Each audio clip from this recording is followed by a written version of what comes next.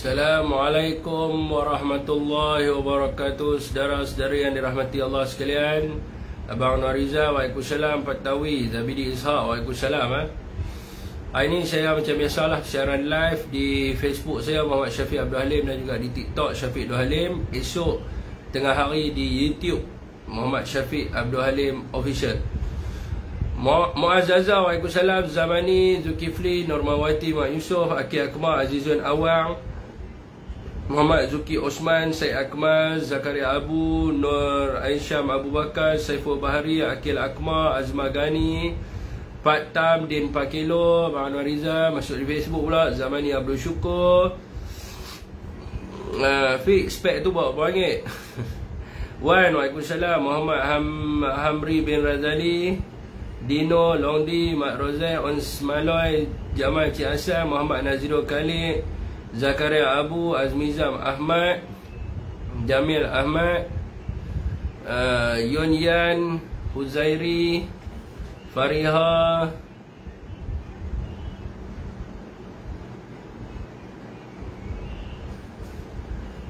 Muhammad Azri Sami, Zulkifli, Jami'i Yusuf. Waalaikumsalam pada sesiapa yang memberi salam. Pantun lu, lemak pantun. Saya ganti pantun. Sihat-sihat, alhamdulillah. Semua dah makan dah, saudara semua sihat dah. Waalaikumsalam pada sesiapa yang memberi salam. Salam sejahtera pada semua rakan-rakan kita. Selamat petang. Saya dulu belajar Jerman tuan-tuan. Bukan belajar di Jerman, saya belajar Jerman Malaysia Institute. Jerman dia malam dia tak panggil selamat malam, sampai hidup lagi baru dia panggil Guten Nacht. Dia kalau petang, kalau waktu sekarang ni dia panggil Guten apa? Guten Morgen pagi, Guten Tag, hello. Guten apa dia? Guten Abend. Guten Abend Jerman selamat petang Waalaikumsalam pada siapa yang memberi salam Ya, Abang Libok. Ada topik tu malam ni. Sagi tak boleh lawan YB Steven tak boleh lawan Saya duk tunggu dia kata Sanusi, YB Sanusi nak live, duk tunggu, tak live pun. Saya buat live dulu lah Abang YB kan. Saya buat live dulu, sekejap dah live saya tutup. Panjang seroja. Waalaikumsalam. Abang Wahab pun ada sini. Okey, tuan petang tadi hangat petang tadi Mereka hantar main, berapa geng main hantar main nak bubuh saya. Tak lepas-lepas betul je duk maki saya. Macam tu lah juga orang duk maki Rafizi dulu. Sebenarnya ni mukadimah lah. Mukadimah hantar saya cerita. Baharudin Bahar ni macam sepupu saya kan. Okey tuan sebenarnya apa nama hujah yang saya pakai pada mereka petang tadi tu, ni di TikTok lah yang lain tu share dulu lah. Syafiq saman tak? Saman. Tapi tengah cari alamat dia tak jumpa. Siapa ada alamat dia boleh bagi kat saya. Telefon tak angkat. WhatsApp tak tahulah kat dia kan. Dia dapat ke tak WhatsApp daripada Doya. Tapi dia pun tak mau bagi alamat lah kan. Jadi alamat tak dapat lagi. Tak apa, saya teruskan hak petang. Kalau siapa ada alamat, saya memerlukan sangat alamat dia. Tolong bagi tahu kat saya rumah di mana dan sebagainya. Senang Doya nak hantar surat. Okey tuan-tuan petang tadi mukadimah. Petang tadi ni sebenarnya bila dia pakai hujah TMB tu, saya cuma pakai hujah apa yang Rafizi pakai dulu. Saya pakai hujah yang Rafizi pakai dulu dan bukan. Ya, waalaikumsalam. Dan saya lemparkan balik pada dia. Rafizi dia suka main dengan harga Commodity Price Index. Jadi dia suka main lah. Dia suka persoalkan kenapa arang batu harga turun tetapi elektrik tak turun. Kalau kerajaan ada duit, kena subsidi lah untuk membantu rakyat supaya harga turun dan rakyat tidak terkesan. Ini ayat Rafizi dulu. Jadi saya bawa hujah yang sama lah. Hujah yang sama yang Rafizi bawa. Macam contohnya isu berkaitan dengan ICPT. ICPT ni adalah Imbalance Cost Pass-Through. Jadi kawan dia bawa hujah. Dia kata dulu elektrik naik. Ada seorang main daripada Pakatan Harapan main kasi, awak dulu Syafiq tak mau bising dulu. Elektrik naik, elektrik mahal. Elektrik itu ini segala ini. Saya kata kat dia, you ambil data daripada mana? Tahun 2021 rakyat Malaysia dapat diskaun 50% elektrik. Waktu bila elektrik naik? 50% masa waktu kita mengalami PKP pada waktu itu. Pengumuman pertama Tan Sri, tak silap saya, pada bulan Mac 2021. Apa yang kita dapat pada waktu itu? Kita dapat diskaun elektrik 50%. Bukannya 1%, 2%, 50%. Bila masa elektrik naik pun saya tak tahu lah. Dan pada waktu itu harga arang batu meningkat. Sebab itulah Pakatan Harapan tak pernah hentam pasal tarif elektrik.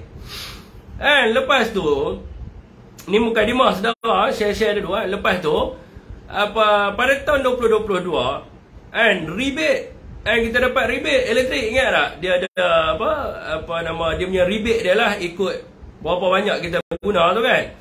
Berapa persen, dan last kali rebate 2%.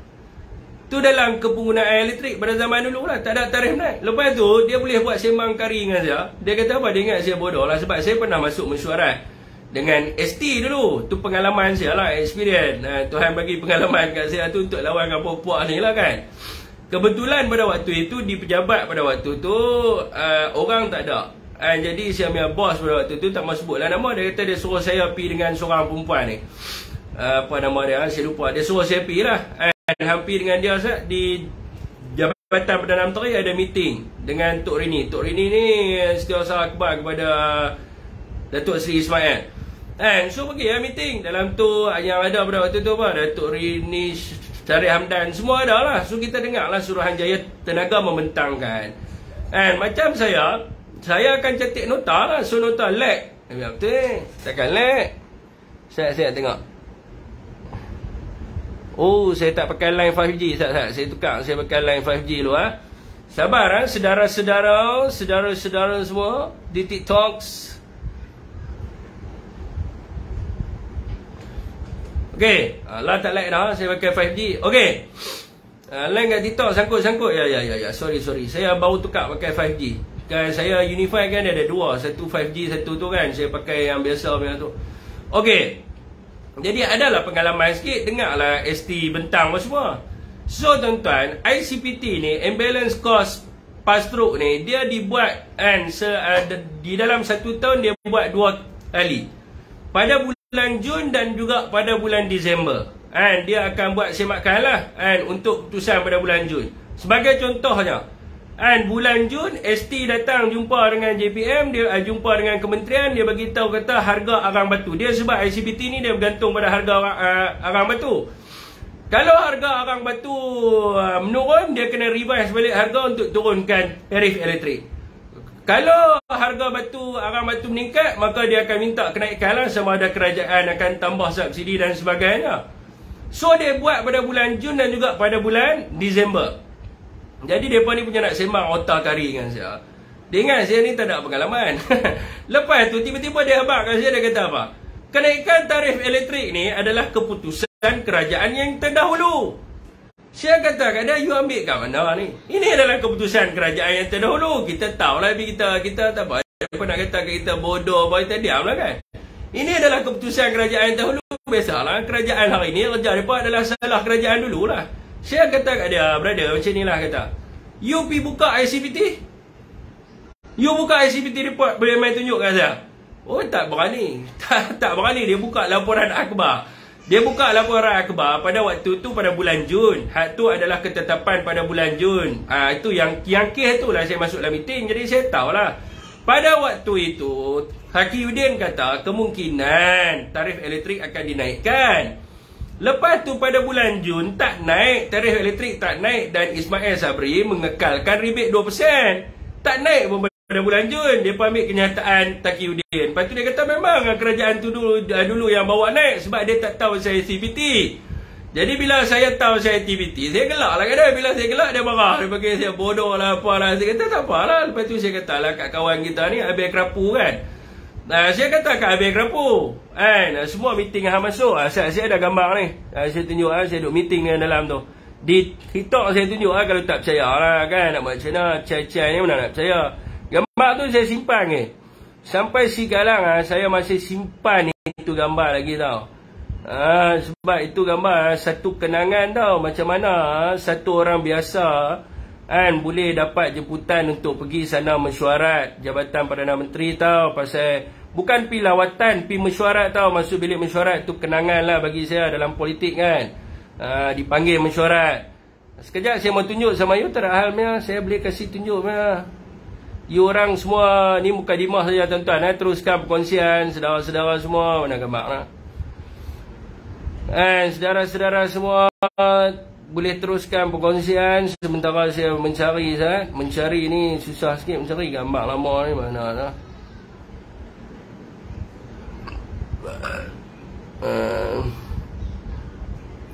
Teruskan perkongsian saudara-saudari mana. Ulang apa dah tak ingat bila. Mana api depa ni sembang kari ni nama tunjuk kat depa. Kalau tidak tak boleh.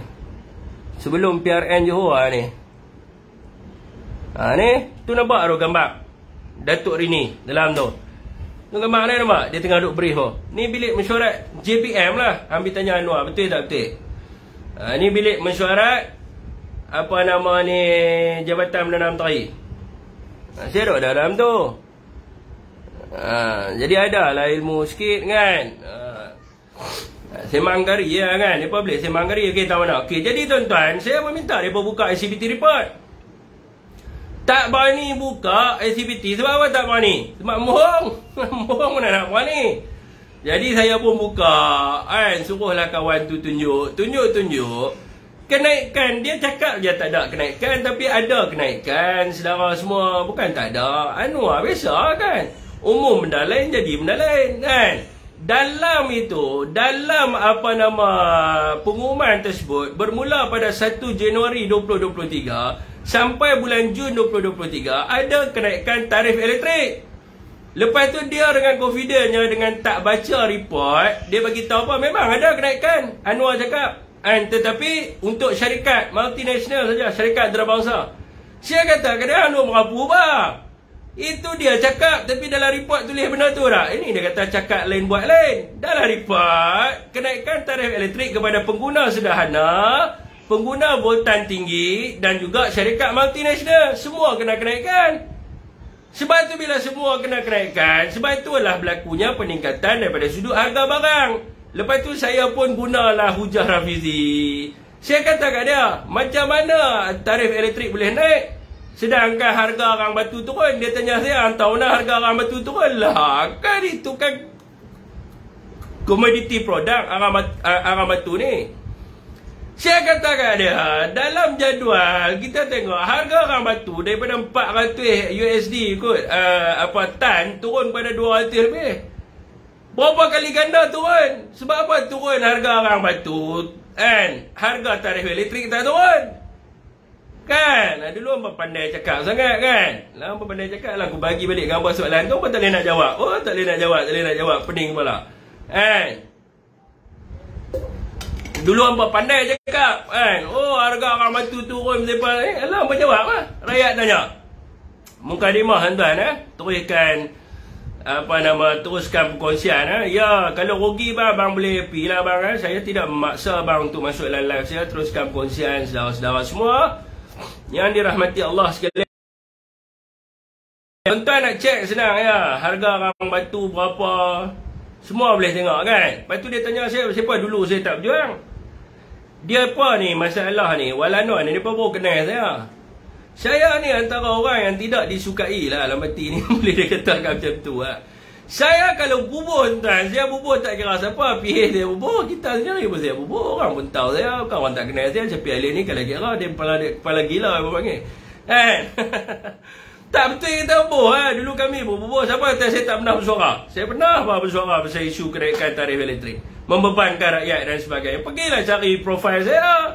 Tak cari profil saya, mana nak tahu kata kita ni berjuang ke tak? Dulu saya lawan kan tak? Masa Nestle dengan Massimo harga naik, kita lawan. Harga Nestle naik, Ismail Sabri tak boleh kawal, menyusahkan rakyat dan sebagainya. Kita bukan macam mereka tuan-tuan. Mereka bila jadi kerajaan, banon lah kan. Banon kan, setia mereka, muka dimah lah. Sebab apa tuan-tuan? Asas penubuhan parti PKR itu adalah sebab apa? Penubuhan parti PKR ni bukan nak membela bangsa. PKR ditubuhkan pada tahun 1998 adalah untuk angkat Anwar jadi Perdana Menteri. Itu saja. Itu saja. Kalau Anwar tak kena pecat daripada UMNO, tak tubuh. Parti PKR ni bukan nak bela rakyat Malaysia, nak bela Anwar Ibrahim. Sebab itu sekarang ni bila Anwar diangkat menjadi Perdana Menteri, membela keluarga Anwar Ibrahim. Anak Anwar jadi penasihat. Jadi mereka semua bertanding. Ada beranak. Anwar ahli parlimen, bini dia juga ahli parlimen, dan anak dia adalah penasihat. Kan? Semua ada jawatan. Sebab apa? Parti mereka nak mengangkat keluarga Anwar. Mana ada dekat negara ni anak bini bertanding? Mana ada dekat dalam Malaysia ni anak bini bertanding? Mereka ya. Masuk dalam parlimen pun pergi sekali. Nak pergi sidang Dewan Rakyat pergi sekali juga. Kan? Ahli parlimen Ambon dengan ahli parlimen Dato' Razak. Kalau rakyat Malaysia hari itu bengap, dia pun bagilah Nurul Izzah, ahli parlimen Pematang Pauh. Nasib baiklah orang Pematang Pauh ni semua cerdik ya. Kalau orang Pematang Pauh tak cerdik, mereka saja dah, dia keluarga dia saja dah 3 kursi parlimen. Keluarga dia saja 3 kursi parlimen. Anak dia, ni if dia menang lah kan. Anak dia Pematang Pauh, bini dia Bandar Terazak, dia Ambon. Tapi Dewan Rakyat pergi naik atas sekali 3 orang nampak. Kan? Lepas tu pergi kerja pun, masuk dalam apa kerja pun pergi sekali mereka. Ayah dia Menteri MOF dan juga Perdana Menteri, anak dia penasihat Menteri MOF dan juga Perdana Menteri. Sama. Jadi PKR ni ditubuhkan untuk angkat Anwar dengan keluarga dia ya. Sebab tu bila jadi apa-apa lah ni, ada tak gengan ni duk sebok bising? Tak bising lah. Janji Anwar jadi Perdana Menteri cukup lah. Kalau Anwar tak jadi Perdana Menteri, daripada kecoh lah. Demi rakyat tertekan, rakyat susah. Bukan ada, mereka ni semua nak angkat ni kerajaan keluarga. Bukan siapa rakyat Malaysia semua boleh tengok. Bukan, ni bukan fitnah. Okey tuan-tuan. Teruskan perkongsian saudara-saudara Ustaz Rafizi ya. Saudara-saudara, kalau kerajaan tak ada duit, subsidi kan. LPG. Saya jadi Rafizi nombor 2 dia panggil lah ni ya. Okey tuan-tuan. Isu apa ni kata? Saya pun tak tengok Ustaz. Okey. Ni adalah laporan SPRM tuan. Laporan SPRM yang dibuat oleh Parti Perikatan Nasional. Untuk makluman rakyat Malaysia yang melihat live saya, teruskan perkongsian peringkat kepimpinan Parti Pribumi Bersatu Malaysia dan juga Perikatan Nasional telah pun membuat laporan SPRM berdasarkan bukti gambar dan juga video.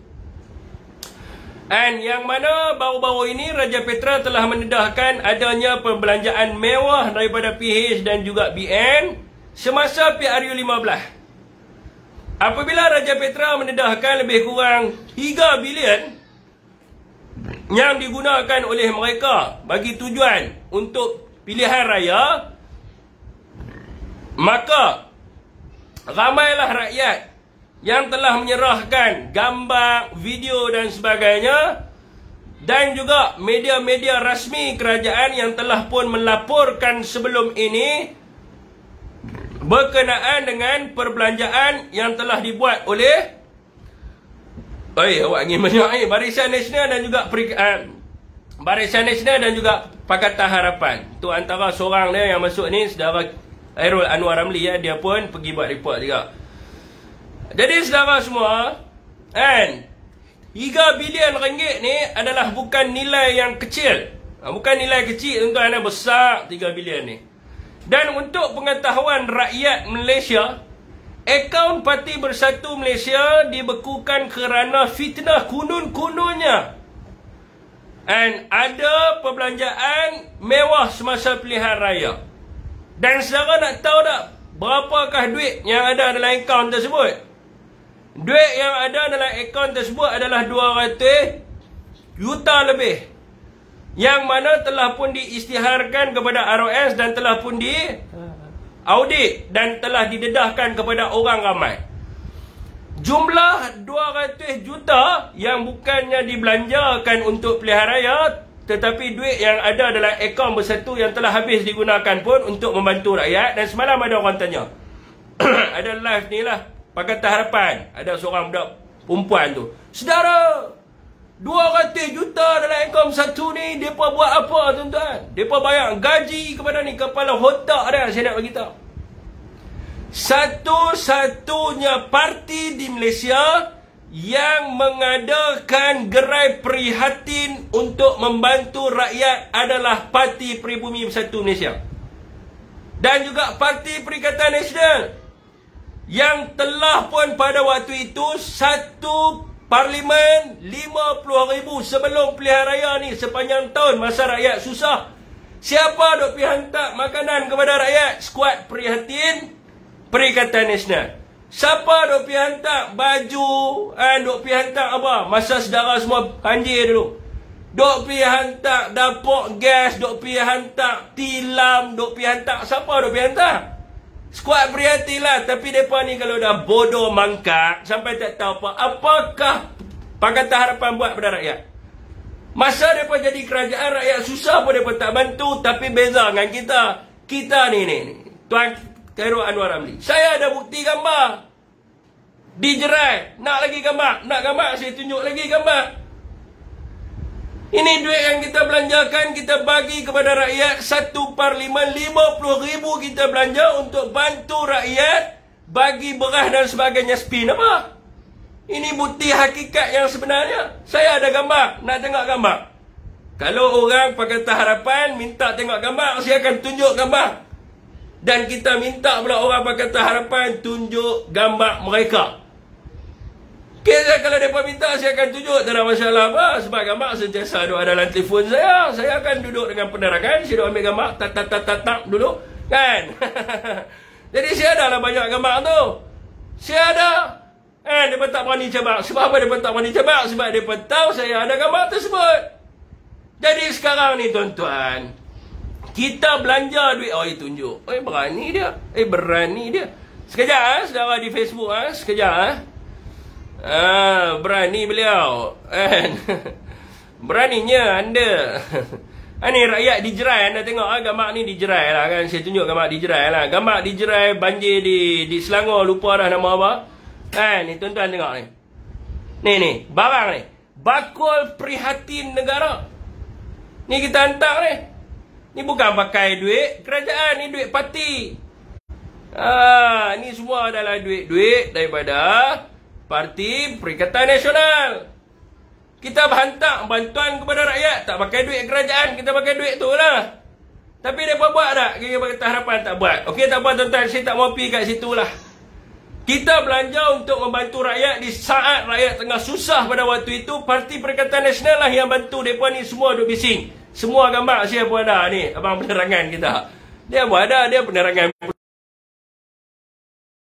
Dia memang selalu update. Abang penerangan kita, Cikgu Ezek kita, dia penerangan Pulau Pinang. Dia mesti ada gambar semua. Jadi kita macam tu. Okey, tak apa tuan-tuan, saya tak mau pergi ke situ lah. Kalau nak buktikan banyak, saya kira dia berkata mengungkit pula. Bukan nak mengungkit, tapi itulah bantuan parti kepada rakyat. Tapi disebabkan 200 juta lebih tu akaun kita kena freeze, saya nak tanya pihak SPRM, bagaimanakah pendedahan yang dibuat melibatkan 3 bilion ringgit? Sampai hari ini SPRM tidak bersuara berkaitan dengan isu ni. Sedangkan laporan telah dibuat di seluruh Malaysia. Tuan-tuan, dalam paper tempatan, paper antarabangsa, semua lapor. Haina Morning Post, Sinar Harian, The Star, Berita Harian, Malaysia Kini, apa lagi? Harakah, Malay Deadline, lepas tu apa lagi? Sun Daily, Nanyang Siang Pau, Sing Chu Daily.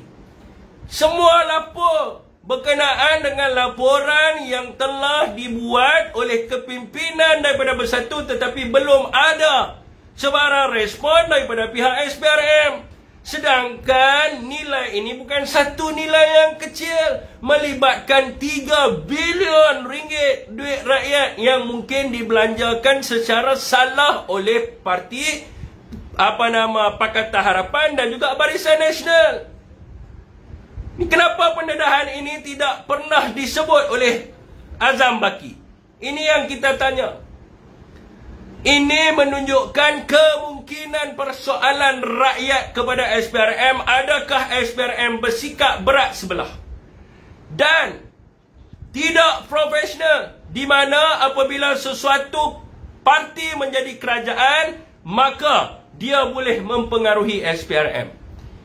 Ini adalah pandangan keseluruhan rakyat di Malaysia. Rakyat melihat bahawa kalau satu parti berpolitik itu jadi kerajaan, maka SPRM tidak akan siasat dan tidak sentuh, tidak berani sebut nama parti berkenaan. Tetapi kalau parti itu jadi pembangkang, tak sampai 2 saat song keluar kenyataan. Jadi ini adalah tidak adil dan tidak profesional langsung. Kita minta kepada pengarah SPRM untuk mengeluarkan kenyataan yang memberi pandangan dan komen beliau berkenaan dengan isu ini. Sebab isu ini bukan adalah isu yang kecil yang telah dilaporkan oleh mereka-mereka yang berjawatan tertinggi dalam satu-satu parti politik di Malaysia. Mereka menjawat jawatan yang besar dalam Bersatu maupun dalam Perikatan Nasional. Ketua Perikatan Nasional Negeri Kedah bukannya satu jawatan yang kecil. Ketua Penerangan Perikatan Nasional Terengganu bukan jawatan yang kecil. Ketua Penerangan Bersatu Malaysia bukan jawatan kecil. Ketua Penerangan Bersatu Selangor bukan jawatan kecil. Ketua Penerangan Bersatu Negeri Sembilan bukan jawatan kecil. Mereka ini telah melaporkan dan mendedahkan salah laku yang telah dibuat oleh Pakatan Harapan dan Barisan Nasional yang membelanja hampir 3 bilion berdasarkan bukti video ada, gambar ada. Saya tengok sendiri, saudara pun tengok, mereka pegang dan ada macam-macam di situ. Ada helikopter, ada billboard yang besar, ada hadiah-hadiah yang mewah. Waktu pilihan raya, bagi hadiah motor, peti ais, TV, gambar, semua ada. Helmet yang mahal, showy lah, arai lah, yang beribu-ribu ringgit duit rakyat. Kenapa SPRM tidak menyiasat benda ini? Dan kenapa belum ada sebarang kenyataan daripada SPRM sedangkan seluruh Malaysia telah membuat laporan ini? Kita nak tahu daripada pihak SPRM berapakah laporan yang telah diterima, apakah tindakan SPRM, tindakan susulan SPRM terhadap perkara ini. Rakyat seluruh Malaysia ingin tahu dari mana Barisan Nasional dan Pakatan Harapan mendapat wang ini. Ini bukan jumlah wang yang kecil, saudara semua, 3 bilion. Akaun Bersatu 200 juta lebih kena beku. Tapi yang 3 bilion yang belanja satu parlimen 10 juta tidak kena beku. Kan tuan-tuan? Dulu dia kata bapak rasuah. Sekarang ni dia jumpa Datuk Seri, cium tangan. Sebab dia jadi orang kerajaan. Dia kerajaan ataupun dia tidak kerajaan, rasuah adalah perkara yang salah dan kena ambil tindakan. Agensi penguatkuasa bukan di bawah orang politik. Agensi penguatkuasa adalah di bawah Seri Paduka Baginda Yang di-Pertuan Agong. Dan yang memberi pangkat kepada mereka adalah Yang di-Pertuan Agong. Yang bagi jawatan kepada mereka adalah Yang di-Pertuan Agong. Dan yang membayar pendapatan mereka adalah rakyat. Jangan sampai rakyat kata kami tidak halalkan walaupun 1 sen yang anda terima daripada pendapatan anda kerana berat sebelah. Kena ingat, dekat sebelah sana ada 11% dia orang Melayu. Dekat sini ada lebih daripada 60-70%. Kalau kami semua buat semayang 7 hari turut-turut baca Yasin, takut esok tak tahu nak kata lah makan duit haram, bagi makan keluarga duit haram ni kan. Kita bukan nak tuduh, tetapi tolong janganlah berat sebelah dalam perkara ini. Dan rakyat ingin tahu daripada mana BN dan PH mendapat 3 bilion ringgit. Siapakah funder mereka? Dan bagaimanakah mereka boleh menolak pendapatan kerajaan? Mereka jadi menteri, mereka tolak pendapatan, tak mau gaji dan sebagainya. Kita nak suruh SPRM siasat. Bagaimanakah mereka boleh hidup tanpa gaji? Mana ada manusia kerja tak payah gaji? Dia nak kena bayar bil elektrik rumah, dia nak kena bayar rumah, dia nak kena bayar apa semua segala net, dia nak makan dan sebagainya. Kalau dia tolak pendapatan, siapa bayar dia? Rakyat ingin tahu siapakah yang membayar Nurul Izzah. Jika mereka ada perniagaan, maka mereka kena isytiharkan apakah perniagaan mereka. Rakyat ingin tahu apakah perniagaan yang dilakukan oleh Zahid dan juga yang dilakukan oleh Bang Non kita, Anwar Ibrahim. Rakyat nak tahu daripada mana mereka dapat 3 bilion dan apakah perniagaan mereka. Setakat daripada hari ini, saya dimaklumkan bahawa laporan-laporan telah pun dibuat oleh kepimpinan Perikatan Nasional Negeri, NGO dan juga rakyat-rakyat. Kan dia dapat duit MP pencen bang. MB Kedah dah jawab dah. Pakatan Harapan tipu rakyat. Kepada semua ahli parlimen dan DUN, bila dia jadi 5 penggai, dia memang dapat pencen. Tapi dia dapat pencen pada usia 50 tahun. Saya nak tanya, Nurul Izzah umur berapa? MB Kedah bagi tahu malam tu masuk live dengan kita. Semua orang dengar. MB cakap ahli parlimen yang masuk live ni tuan-tuan, bukan seorang. Kita ada Syahidan Kasim, Ismail Sabri pun pernah masuk. Dia masuk dengan Abel Kerapu. And MB Kedah masuk. Baru ni MP Greek pun masuk juga. Semua MP bagi tahu bahawa pencen akan dapat pada usia 50 tahun. Orang Pakatan Harapan nak tipu, nak kencing rakyat. Bagilah logik, janganlah penipu. Kan masa dulu mungkin kita pun percayalah kalau MP tak bagi tahu kita. Tapi bila Sanusi bagi tahu, bila Datuk Seri Sanusi bagi tahu kita, maka kita pun tahu. Oh, macam tu ada Datuk Seri, saya pun baru tahu. Tidak, saya pun jadi bodoh. Saya pun jadi bangang. Dia ikut betul, dia dapat pencen. Usia 50 tahun baru dia dapat pencen.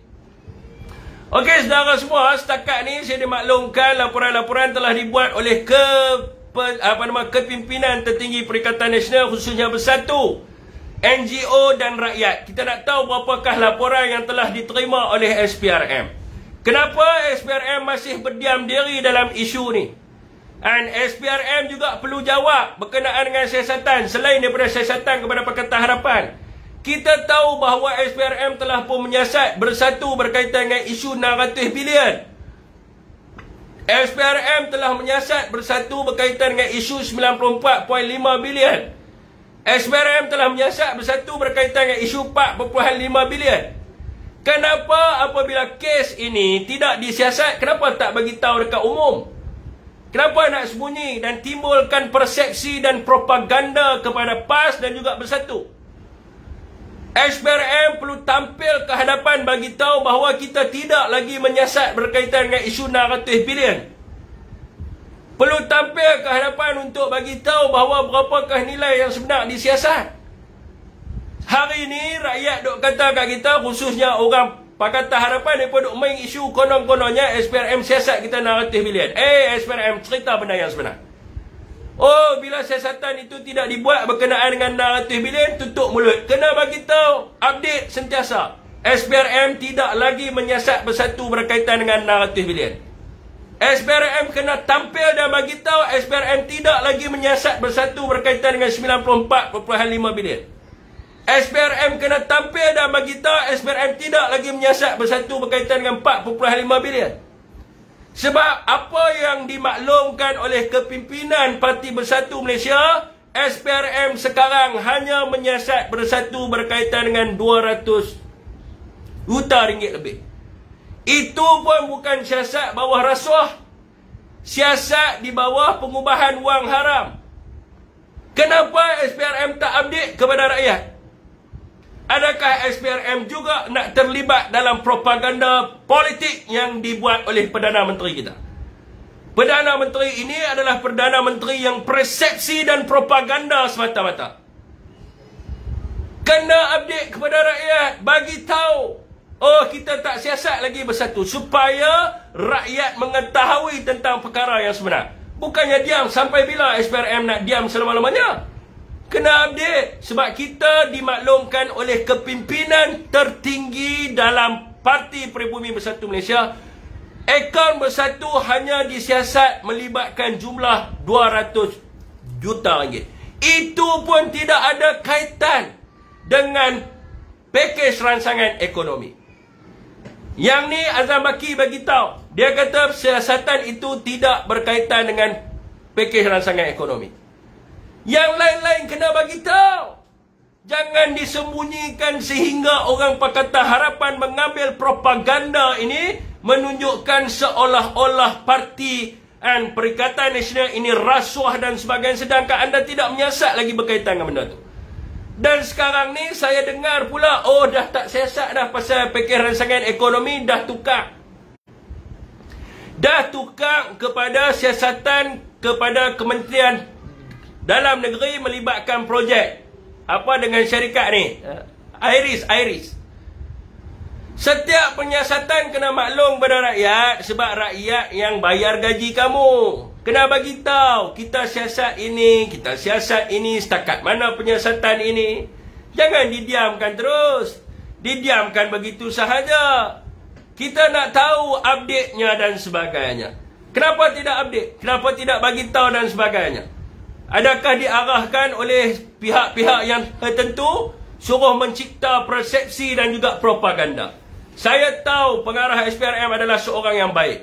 Dia datang pun daripada zaman Tan Sri Muhyiddin Yassin, sebab dia ada merit. Dia boleh duduk di tempat itu kerana kelayakan dan juga kedudukannya. Jadi saya harap dia berlaku dan adil, tuan-tuan. Dia kena menunjukkan sikap profesional.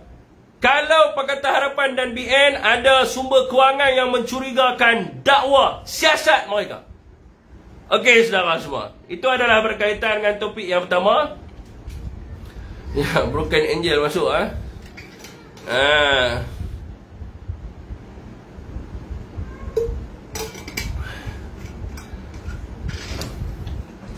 Tak, dia nak siasat. Tak kisah dia nak siasat pasal PAC ke, Iris ke, semua. SPRM ada kuasa menyiasat. Kita tak halang. Siasat. Vaksin ke, nak siasat pasal vaksin bubuhlah lubang jubok ke, siasat semua. Tak ada masalah apa, siasat. Tetapi siasatan itu kepada semua. LCS, apa cerita LCS? Ini kenyataan pengarah SPRM sendiri. Kertas siasatan SPRM telah lengkap berkaitan dengan isu LCS. Dan nak bawa kepada pendakwaan. What happened dalam penyiasatan LCS? LCS, lembaga PAC lengkap, SPRM lengkap. Nak tunggu pendakwaan 9 nama. Nak bawa pada pendakwaan. What happened? Apa jadi dengan kertas tu? Tahu buah tong sampah. Nak siasat tak apa, pastikan siasat. Kita bukan macam Pakatan Harapan. Kalau pemimpin bersatu salah lah. Kita tak kisah siapa salah, kita kecam dia. Sebab dalam UMNO diajak macam tu dulu kita. Dulu siapa yang kena? Menteri Besar Selangor kena, Syarizat Jalil kena. Kita kecam mereka. Cuma main nak zaman Zahid ni lah dia ambil balik hak perasuah-perasuah ni. Sebab dia pun perasuah, Syarizat semua dia ambil. Cuma hak baik-baik dalam UMNO tu semua dah pindah main bersatu dah. Hak duduk dalam tu UMNO ni dah rosak dah. Sampai orang UMNO saya tanya tadi Melayu apa dia tak tahu.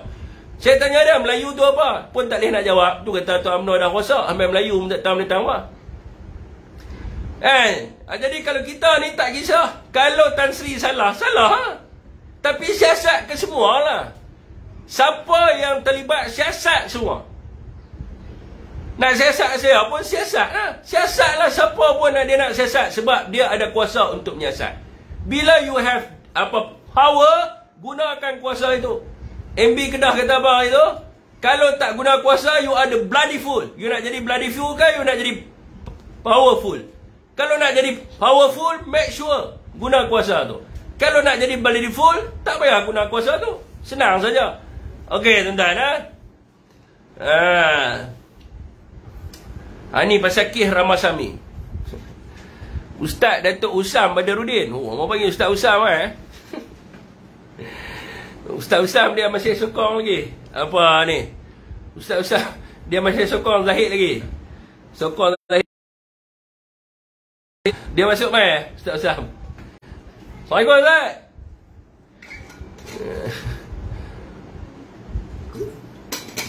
Okey, tuan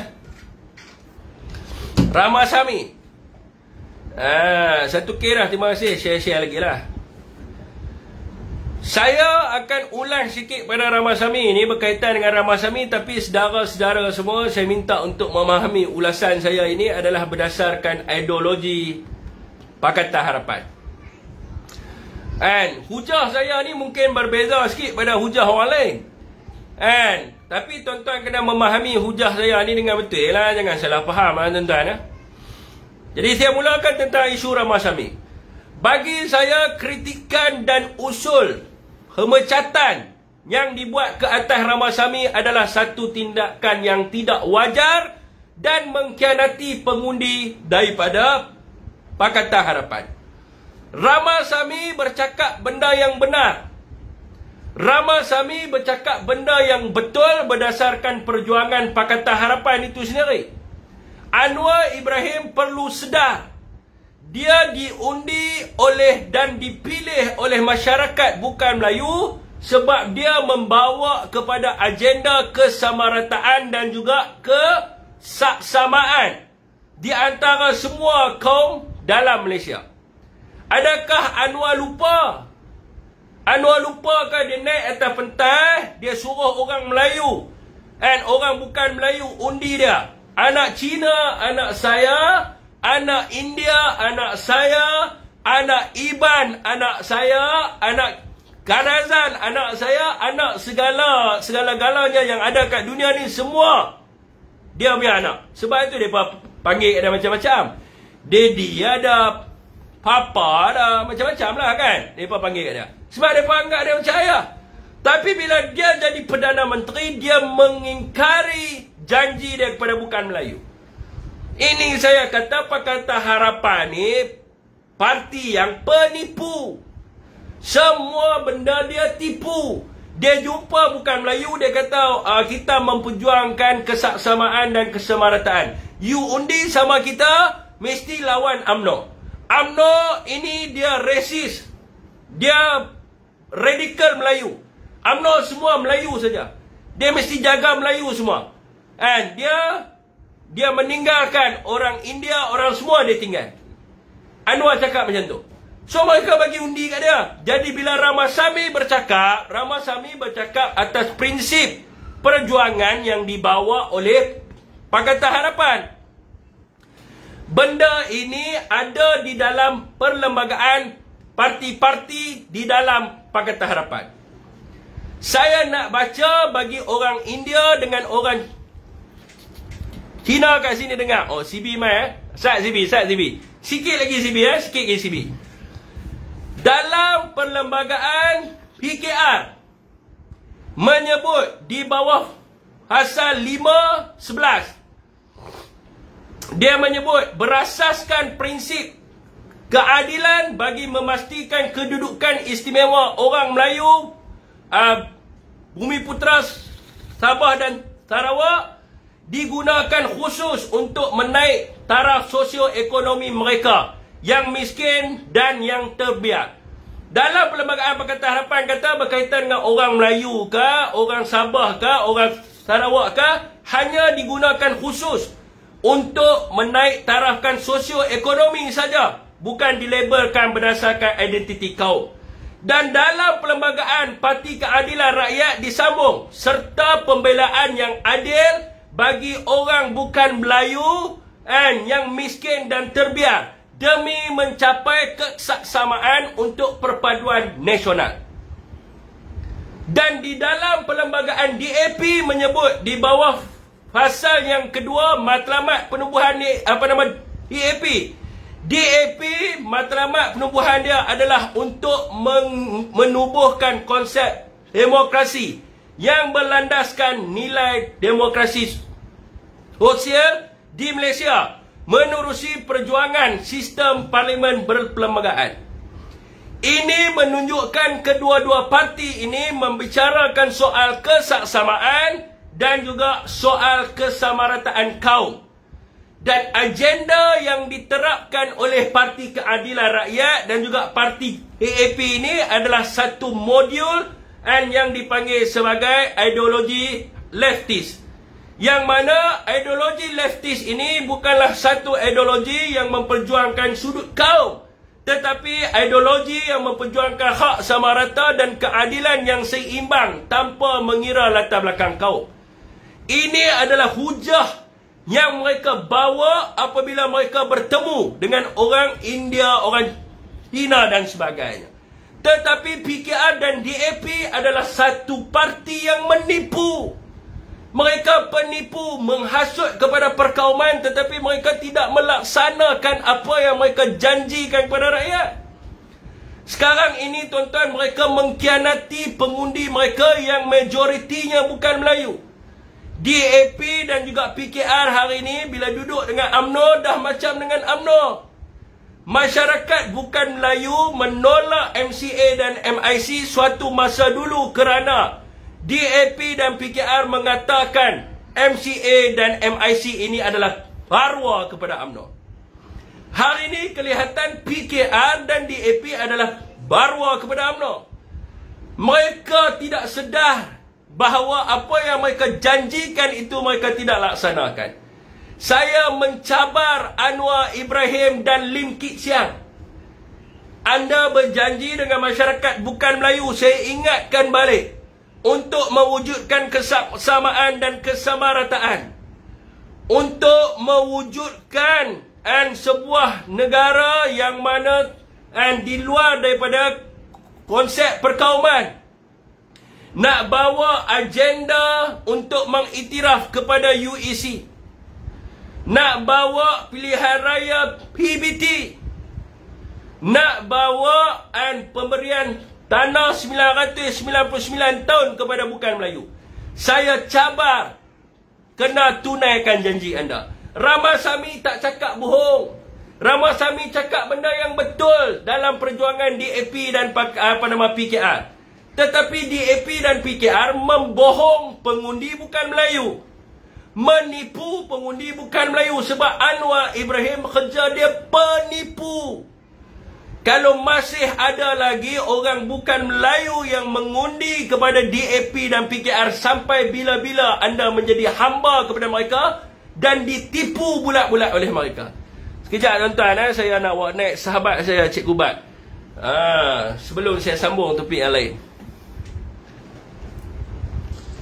Assalamualaikum cikgu, buka cam Buka cam Buka cam. Macam mana nak buka cam ni? Alamak, tak cukup 1000 ke? Okey, hampa kena like, bagi cukup 1000. Okey. Okey cikgu. Pertama sekali ialah ini saya ni jarang guna TikTok. Okey. Kata dia orang cakap tak muda kalau tak ada TikTok. Jadi saya mula nak aktifkan TikTok saya. Jadi tujuan live dengan Syafiq ni ialah Syafiq ada banyak follower, nak tengok saya live Facebook and live TikTok ini, kena follow saya lah, cukupkan 1000. Okey. Pertama Syafiq kan, saya tajuk Syafiq hari ini sangat menarik sebab persoalan dia ialah negara ini benar-benar pada peringkat sedang dicabar daripada setiap sudut. Saya bersetuju daripada segi Pakatan Harapan, Ramasamy tidak salah. Hari ini tiba-tiba sayap Melayu Parti DAP iaitu Amanah 2-3 kerat orang Amanah ni mula bercakap soal perlu ambil tindakan terhadap Ramasamy dan sebagainya. Tapi persoalan saya ialah Ramasamy bercakap pada garis kempen, garis janji Pakatan Harapan. Cuma masalah Melayu-Melayu, orang dalam Amanah, Melayu dalam keadilan, Melayu, saya sebut sekali Melayu Habib yang diperbodohkan oleh Anwar Ibrahim, tidak nampak hakikat sebenarnya. Bagaimana kadang kita tengok tiba-tiba orang bukan Melayu memberi undi yang sangat besar. Kerana mereka diberikan naratif bahawa dengan memilih Pakatan Harapan, Malaysia akan bertukar seperti Singapura. Di mana Melayu dihimpit, Bumiputera dihimpit, Melayu ada pada nama, kan? Tidak ada ruh, tidak ada hak dan sebagainya. Itu yang Ramasamy tuntut. Bukan itu saja, Syafiq. Yang juga kita perlu menarik perhatian ialah ada satu perkembangan di sebuah sekolah di Selangor. Ya. Di mana seorang guru dan kenyataan dikeluarkan oleh Kementerian Pendidikan Malaysia di mana menyebut berkenaan dengan kes ini, dan pengarah pendidikan menyebut dengan jelas bahawa guru ini sedang disiasat dan akan diambil tindakan. Oh ya, yang berkaitan dengan ajaran Islam tu, ha. Ya, okey. Masalah dia ialah, ini masalah saya sebut sekali. Portal-portal berita yang mendapat dana daripada Yayasan Soros melalui beberapa yayasan-yayasan front lain. Duit dia sebenarnya daripada Soros, di mana mereka telah menggunakan perkataan kesalahan guru tersebut ialah mendorong pelajar memeluk Islam. Yang sebenarnya usaha dakwah ni perlu berterusan. Kita orang Islam, kita mesti cakap Islam itu baik. Tiba-tiba bila saya jadi marah, Syafiq, bila saya naik dalam Facebook saya, dalam Facebook saya Cikgu Buat Original, saya naikkan benda itu. Adakah Malaysia ini Islam nak cara badani, di mana Islam tidak boleh lagi berdakwah, Islam tidak boleh outreach, kan? Dan apabila outreach itu berlaku, maka dia menjadi salah. Saya sangat kecewa apabila ada sekumpulan kelompok orang yang menamakan diri mereka Melayu Islam. Berdasarkan akaun mereka tu, saya kesan mereka Melayu Islam. Mereka kata apa? Oh, nanti kalau anak engkau didorong untuk masuk Kristian, macam mana? Kalau anak kau didorong masuk itu, macam mana? Persoalan dia Malaysia ini namanya Tanah Melayu. 57 kita merdeka. Kemudian dan saya nak tambah sikit CB kat situ. Bila dia cakap macam tu, dia kena refer perkara sebelah. Perkara sebelah, Islam boleh dikembangkan dengan seluas-luasnya, tetapi agama-agama lain tidak boleh dikembangkan tertakluk pada perkara sebelah. Agama lain tidak boleh disebarkan di kalangan orang orang Islam, dan agama Islam boleh disebarkan di seluruh kawasan persekutuan. Orang yang bercakap tu, dia ni otak dia sempit, tak baca perlembagaan. Okey. Kan itu saya nak pergi ke arah situ. Saya nak bagi tahu bahawa Malaysia ini kita dibentuk daripada Tanah Melayu merdeka tahun 57, kemudian Malaysia terbentuk tahun 1967 melalui Perjanjian Malaysia. Kita telah menjadi sebuah negara yang aman, maju dan selesa, hak semua pihak dihormati apabila ada kontrak sosial dan apabila perlembagaan itu menjadi payung dan tiang seri negara ini. Perlembagaan memberi kita jaminan. Dan ini tanah agama rasmi kita Islam. Adakah kamu nak cakap apabila dalam Islam, era Islam Madani, dalam Madani bermaksud Islam ini sama level dengan agama lain? Adakah kamu nak pindah perlembagaan? Kan itu hak asasi, terminologi,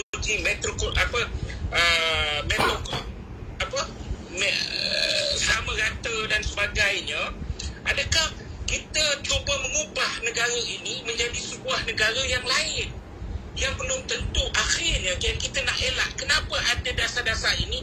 Sebab kita nak elak perpecahan, kita nak kukuhkan perpaduan, saling hormat menghormati. Lepas ini maknanya kalau Islam tidak boleh berdakwah, apa maksud kamu? Adakah kamu menerima? Kalau betul, kita cabar Pakatan Harapan bercakap atas dasar ini. Jangan kamu.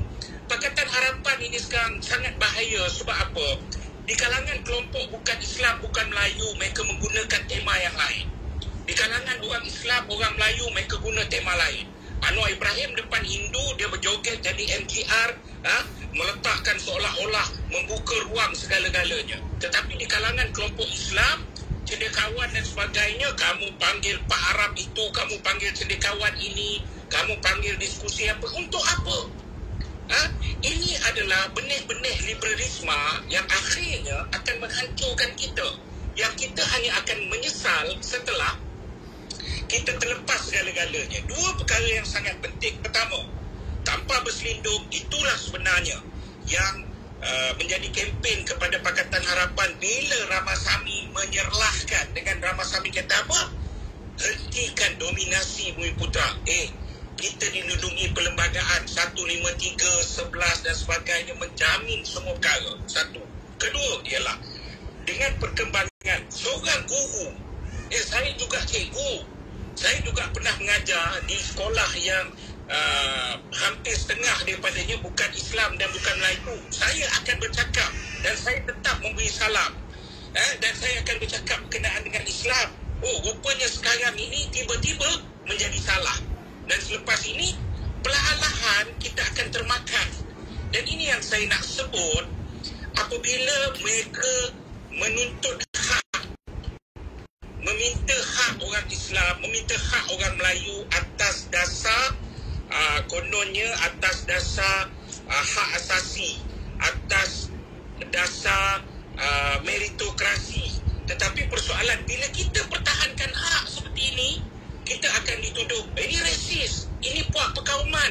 Kita bukan perkauman, kita mempertahankan negara kita yang bernama Malaysia, kontrak sosial kita dan perlembagaan yang sama-sama kita bersetuju, yang Tuan Sabatan bersetuju, yang semua orang yang pergi berjumpa Queen Elizabeth memohon kemerdekaan ini bersetuju membela negara ini. Kenapa kita nak ubah sekarang? Jadi negara ini sangat bahaya. Kerana itu saya tanpa lindung orang cakap ini atas sultan dan sebagainya. Kenapa? Saya sebut kerajaan hari ini harus dijatuhkan sesegera mungkin. Kerana persoalan dia apa? Kerana kita nak selamatkan negara ini. Itu belum saya sebut lagi.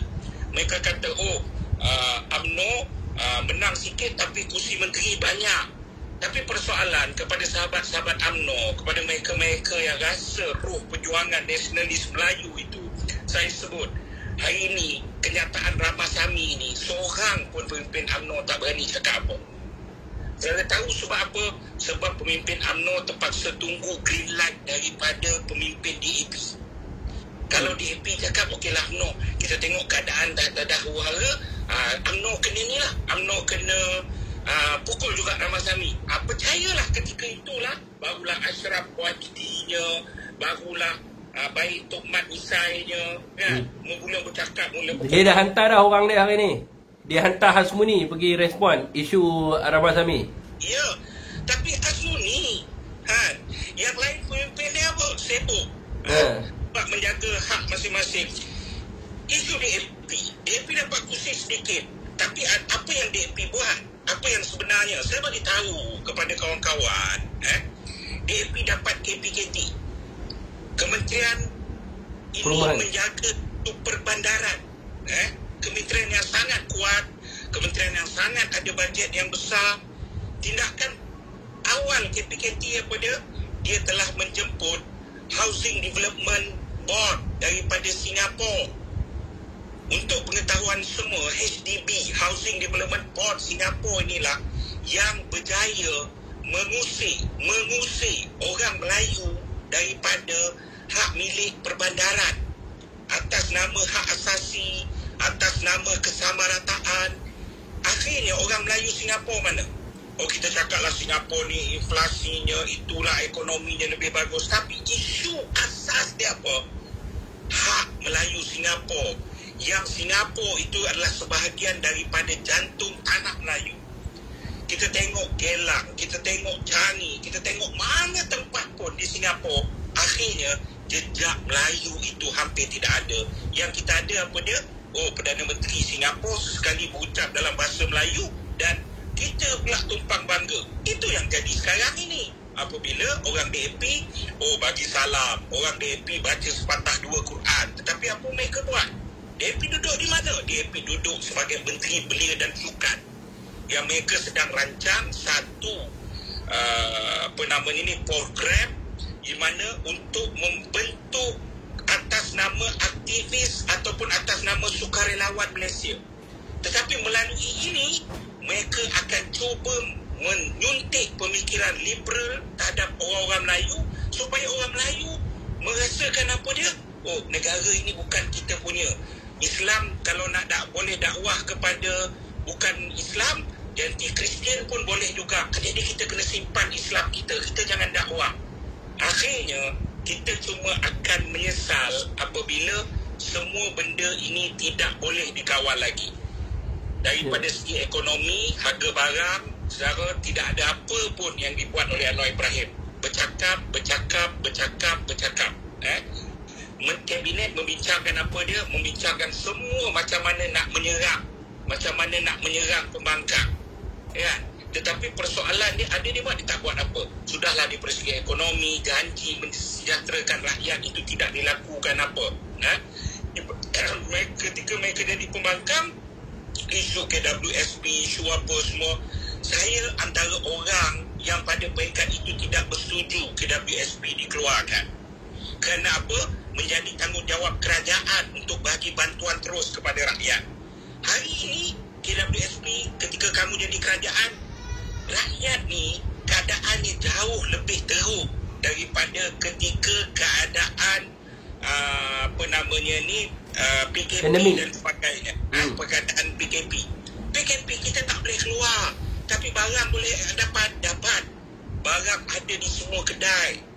Kita tak boleh keluar, kita tak boleh bekerja. 1001 bentuk bantuan diberikan. Tetapi hari ini rakyat boleh keluar, barang di kedai pun tak ada. Saya baru balik daripada NSK Selayang, Syafiq. Rak-rak kosong, barang tak ada. Sudahlah barang itu nilainya tinggi, tapi media digunakan macam mana? Macam media negara Korea Utara. Oh, sana baik, sini baik, itu baik. Jadi kerana itu kita kena sedar, rakyat kena sedar, kan? Kita kena usaha, pemimpin-pemimpin atas kena sedar. Rakyat sebenarnya memerlukan kerajaan hari ini ditukar segera, bukan atas nama politik siapa yang berkuasa ke apa ke, tapi persoalannya ialah keadaan sangat-sangat teruk hari ini. Okey, cikgu. Terbaik. Ya. Baru saya ingat nak sambung kat topik ni. Nak tanya soalan terus kat CB. Okey, teruskan tanya. Cikgu Wan, nak tanya pasal main tu, sama nak main Negeri Sembilan tu. Okey. Terus. Okey, boleh Syafiq saya sambung pula kepada Majlis Agama Islam? Ya. Okey. Dia begini. Okey. Majlis Agama Islam sebelum 2018, sebelum menangnya Pakatan Harapan di ambil alih Negeri Sembilan, MAINS mengendalikan zakat, pusat zakat Negeri Sembilan melalui sebuah syarikat. Namanya ialah MAINS Zakat Sdn Bhd. Dia dikendalikan oleh syarikat tersebut. Semua sempurna, tak ada apa masalah. Tiba-tiba selepas menang diperkenalkan Perbadanan Baitul Mal. Negeri Sembilan. Akhirnya keluarlah satu surat arahan dengan endorsement kerajaan negeri dan sebagainya, supaya pusat zakat dipindahkan kepada Perbadanan Baitul Mal, di mana arahannya perlu ditutup MAINS Zakat Sdn Bhd. Perlu tutup. Kerana nak tutup itu, jadi sudah tentu melibatkan pemberhentian pekerja dan sebagainya. Tapi hakikat dia saya bagi tahu saudara ialah semua 54 orang kaki tangan pusat zakat MAINS Zakat Sdn Bhd akan terus bekerja, meja yang sama, kerusi yang sama, pejawatan yang sama, skim yang sama, tumpuan kerja yang sama. Tetapi mengambil kesempatan bubarnya syarikat tersebut, mereka telah keluarkan daripada akaunnya, dan sepatutnya bila bubar, arahan seperti amalan korporat biasa, pindahkan duit, pindahkan hutang, pindahkan tabungan kepada entiti yang baru. Tetapi keluar resolusi ubah syarikat MAINS Zakat Sdn Bhd. Akhirnya nak ubah, mereka bincang apa dulu? Mereka telah bincang orang yang dilantik oleh Kerajaan Negeri Sembilan pada ketika itu, walaupun ada yang baru 2-3 hari masuk, mereka bincang pampasan. ada yang menerima ratus ribu pampasan. Jumlah pampasan adalah 7.7 juta lebih. Saudara, Main Zakat Sdn Bhd setakat rekod yang saya teliti menerima duit dana kerajaan, duit rakyat jugalah, sangat minima. Main Zakat Sdn Bhd dalam akaun zakat, saudara, ialah duit zakat rakyat Negeri Sembilan dan korporat yang menyumbang kepada tabung zakat, yang membayar zakat. Saudara, 7 juta lebih, masuk akal tak? 7 juta lebih digunakan untuk bayar pampasan, dan kemudian kaki tangan tersebut memulakan kerja yang sama di tempat yang sama. Yang kaki tangan kecil ni dapat pampasan kecil, yang besar ni siapa? CEO, timbalan CEO, pengurus kanan, yang kebanyakannya dilantikkan kerajaan baru pada ketika itu. Baik, lebih memparah itu 7 juta lebih lah, 7 juta lebih. Tetapi yang paling parah apa dia? Saya bawa data, saya persembahkan data. Datanya apa? Daftar syarikat Main Zakat Sdn Bhd, sebenarnya syarikat tersebut tidak dibubarkan. Tak bubar syarikat, tapi pasal apa kau ambil duit syarikat tu, kau bayar? Saudara, ini sangat hengki-pengki. Syarikat tersebut, saya bawa daftar SMM dia semalam ke SPRM, iaitu syarikat tersebut 30 hari bulan 6 tahun 2022, bukan saja ditulis existing, 30 hari bulan 6 2022 telah diaudit tahunan. Jadi syarikat tersebut wujud. Itu jadi kelakar tu. Okey, baik. Dan saya pula pergi balik, kenapa syarikat ni tak bubar? Rupanya resolusi yang bertarikh 18 November 2018 itu secara sedar dia tidak boleh bubar kerana ada tanda tangan palsu dalam itu, kerana salah seorang board yang tanda tangan ketika bentuk kerajaan hari itu, mereka telah gugurkan dia daripada board director. Maka itu adalah satu kesalahan jenayah. Bukan itu saja. Bila ni yang saudara kena faham betul-betul, 5 hari bulan Februari saya telah tembak. Setelah kita selidik, saya terima 3 minggu lepas lah semua data ni dan dokumen milik mesyuarat Main dan sebagainya. Saya telah tembak dalam Facebook. Niat saya apa dia? Supaya tarik perhatian. 13 hari bulan, saya nak pergi ke pejabat Esko Agama, saya nak pergi ke Main sendiri untuk bawa semua, dan saya nak mohon penjelasan. 5 hari bulan, saya dedah. 8 hari bulan, Aminuddin, Menteri Besar Negeri Sembilan yang paling lemah dalam sejarah Negeri Sembilan, telah jawab. Dia jawab dengan kata apa? Dia kata, dia akui bahawa memang ada masalah. Nampak? Kedua ialah dia kata apa? Dia serahkan pada SPRM dan polis untuk siasat. 3, dia kata apa? Dia telah lepas tangan dengan cakap, saya dah keluar. Dulu Menteri Besar ada dalam majlis. Kemudian dia kata apa? Saya dah tak ada dan dah keluar daripada Majlis Agama Islam Negeri Sembilan, dan saya tak tahu apa jadi dalam Majlis Agama Islam Negeri Sembilan. Habis itu yang kamu juga merupakan Esko Agama, yang kamu makan gaji duit Esko Agama ini, kamu buat apa? Kalau kamu tidak boleh perhatikan, zakat urusan agama Islam adalah di bawah bidang kuasa Duli Ahmad Munir di Tuan Besar Negeri Sembilan. Kamu adalah pelaksana, kamu perlu ambil tanggungjawab. Jadi ambil Menteri Besar Negeri Sembilan ini telah derhaka, tak jalan, tak tengah tanggungjawab dengan dia lepas tangan, dia biarkan sepusat zakat jadi macam ni. Jadi oleh kerana itu, 8 hari bulan Amin jawab. Saudara, kita jadi terkejut. 9 hari bulan, Syafiq, SPRM apa? SPRM terbentuk. Tidak ada kes dan siasatan selesai. 5 hari bulan saya dedah. 5 hari bulan saya dedah. 8 hari bulan Amin jawab. Dan Amin kata, kerajaan negeri buat keputusan serah pada SPRM dan polis. 9 hari bulan, pusat zakat jawab apa? Pusat zakat lah, SPRM jawab apa? Telah selesai siasat dan tidak ada sebarang salah guna kuasa. 24 jam boleh siasat. Ini nampak sangat pembohong. Saya keluar kenyataan, jawab SPR, SPRM, saya kata tak apa, saya akan pergi 10 hari bulan ke SPRM dan saya akan bawa semua bukti. Tiba-tiba mujur polis keluar kenyataan. 9 hari bulan tu juga polis keluar kenyataan tengah hari.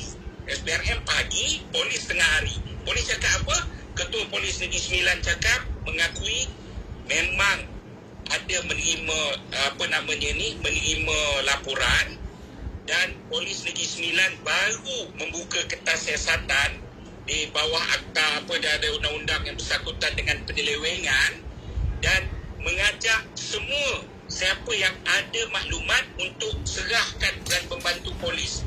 Polis kata baru buka kertas siasatan. Polis cakap memang siasat, memang buka kertas siasatan, mana ada masalah. Tetapi SPRM kata dah selesai siasat. Okay, baik.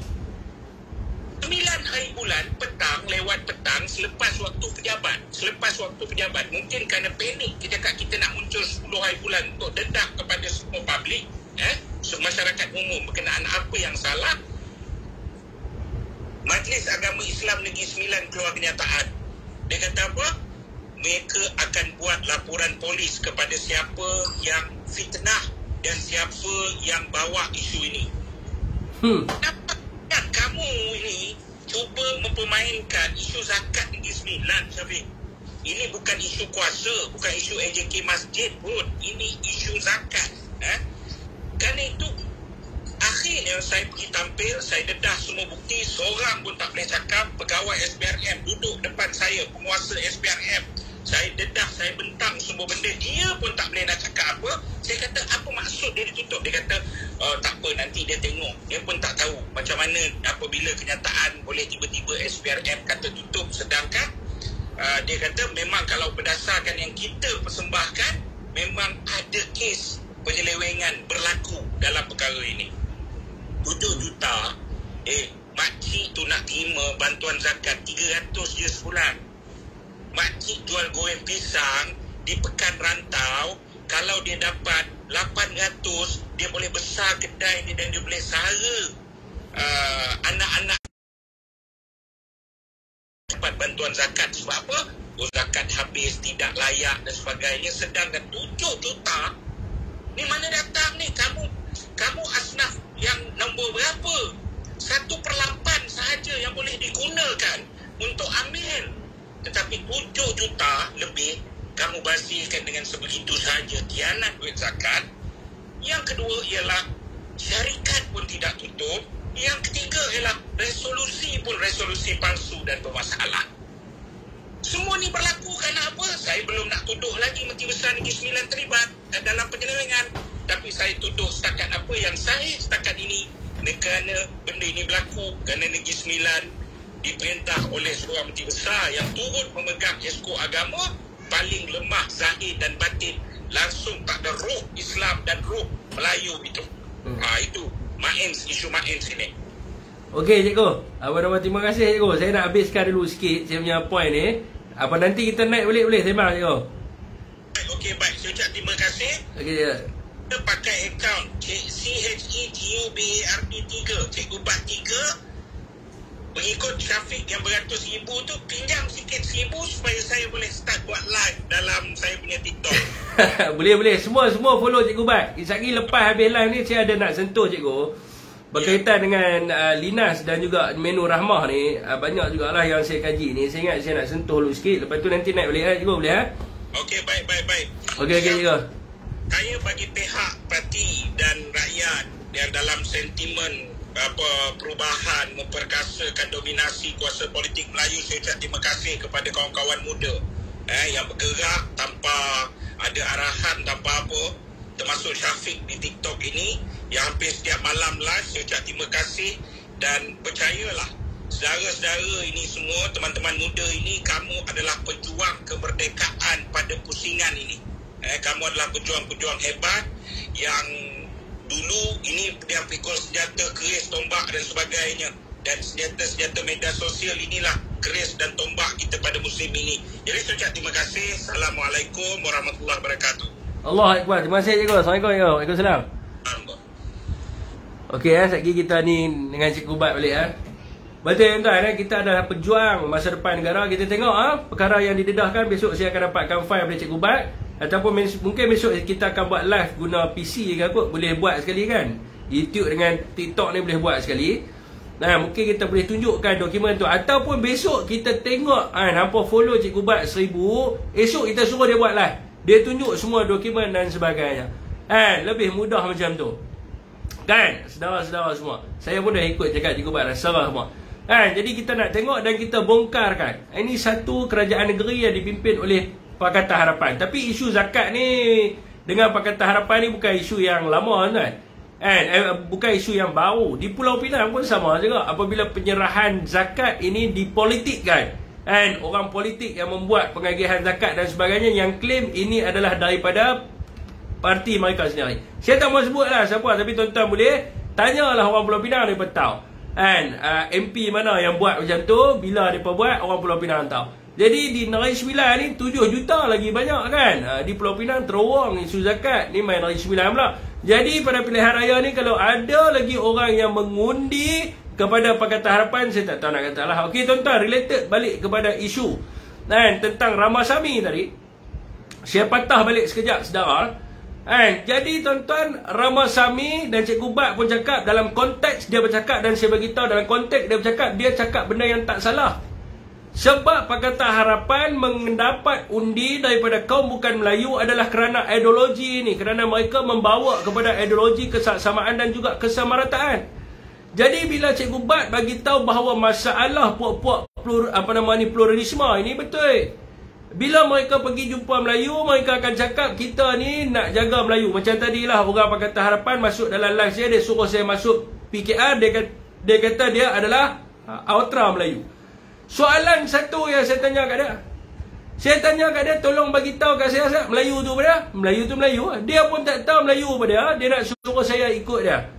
Saya tanya orang Pakatan Harapan, dia yang klaim diri dia sebagai Ultra Melayu, dan dia kata saya Ultra Melayu yang sepatutnya masuk PKR untuk memantapkan Melayu. Saya tanya dia Melayu apa, dia pun tak tahu Melayu tu pada. Jadi tuan-tuan, bila mereka jumpa orang Melayu, mereka akan bagi tahu, dia kata mereka ni Ultra Melayu. Mereka pergi jumpa orang Cina, mereka akan kata orang Cina anak saya, orang India anak saya. Tapi sekarang ini, bila mereka, rakyat ni kena cerdik tuan-tuan. Sekarang ni mereka jadi kerajaan, rakyat kena tuntut. Tuntut kepada mereka, saya sebut tadi UEC, tuntut kepada mereka. Tanah 999 tahun, tuntut kepada mereka kesamaan dan keselamatan. Hari ini orang bukan Melayu boleh tengok wajah Anwar Ibrahim. Anda boleh tengok Anwar yang berucap di atas pentas bagaimana, Anwar yang jadi Perdana Menteri macam mana. Penipu yang amat sangat. Setuju ataupun tak setuju apa yang saya cakap, itu terpulang pada apa yang anda nampak. Dan begitu jugalah UMNO hari ini.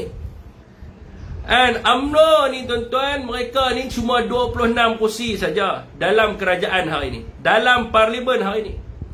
Hasmuni ni janganlah cakap lebih. Orang Pakatan Harapan bagi tahu bahawa tak boleh, nak kena jaga hati UMNO. Hasmuni dah mula bising. Kamu nak tipu orang bukan Melayu. UMNO 26 kursi je. PKR ada 31 kursi, majoritinya adalah orang bukan Melayu. Yang Melayu hanyalah keluarga Anwar Ibrahim je. Bandar Tun Razak, lepas tu Tambun, adalah lagi berapa kursi lagi je Melayu. Yang lain semuanya adalah bukan Melayu. 40 kerusi DAP, seorang Melayu, 39 bukan Melayu. Jadi majoriti yang dimenangi oleh Pakatan Harapan yang membentuk kerajaan hari ini adalah bukan Melayu. Sebab apa mereka mengundi pada Pakatan Harapan? Kerana kepercayaan dan juga kerana janji-janji yang dibawa oleh Pakatan Harapan atas agenda kesamarataan dan juga kesaksamaan. Kerana mereka sebut, mereka janji, ini ada dalam manifesto mereka untuk mengiktirafkan UEC. Ngan Komeng sebut baru ni, mereka janji untuk buatnya pilihan raya PBT. Mereka janji untuk bagi tanah 999 tahun kepada orang bukan Melayu. Jadi kenapa sekarang ini Anwar Ibrahim pusing lidah dia? Jadi munafik bagi alasan kerana nak kena jaga hati UMNO. Di manakah perjuangan Anwar Ibrahim? Di manakah perjuangan Lim Kit Siang? Adakah orang bukan Melayu hari ini bertanya kepada Anwar, adakah Anwar dan Lim Kit Siang hari ini telur mereka dipegang oleh UMNO? UMNO pegang telur mereka, nak bergerak tak boleh, ada sakit kan. Jadi tak boleh.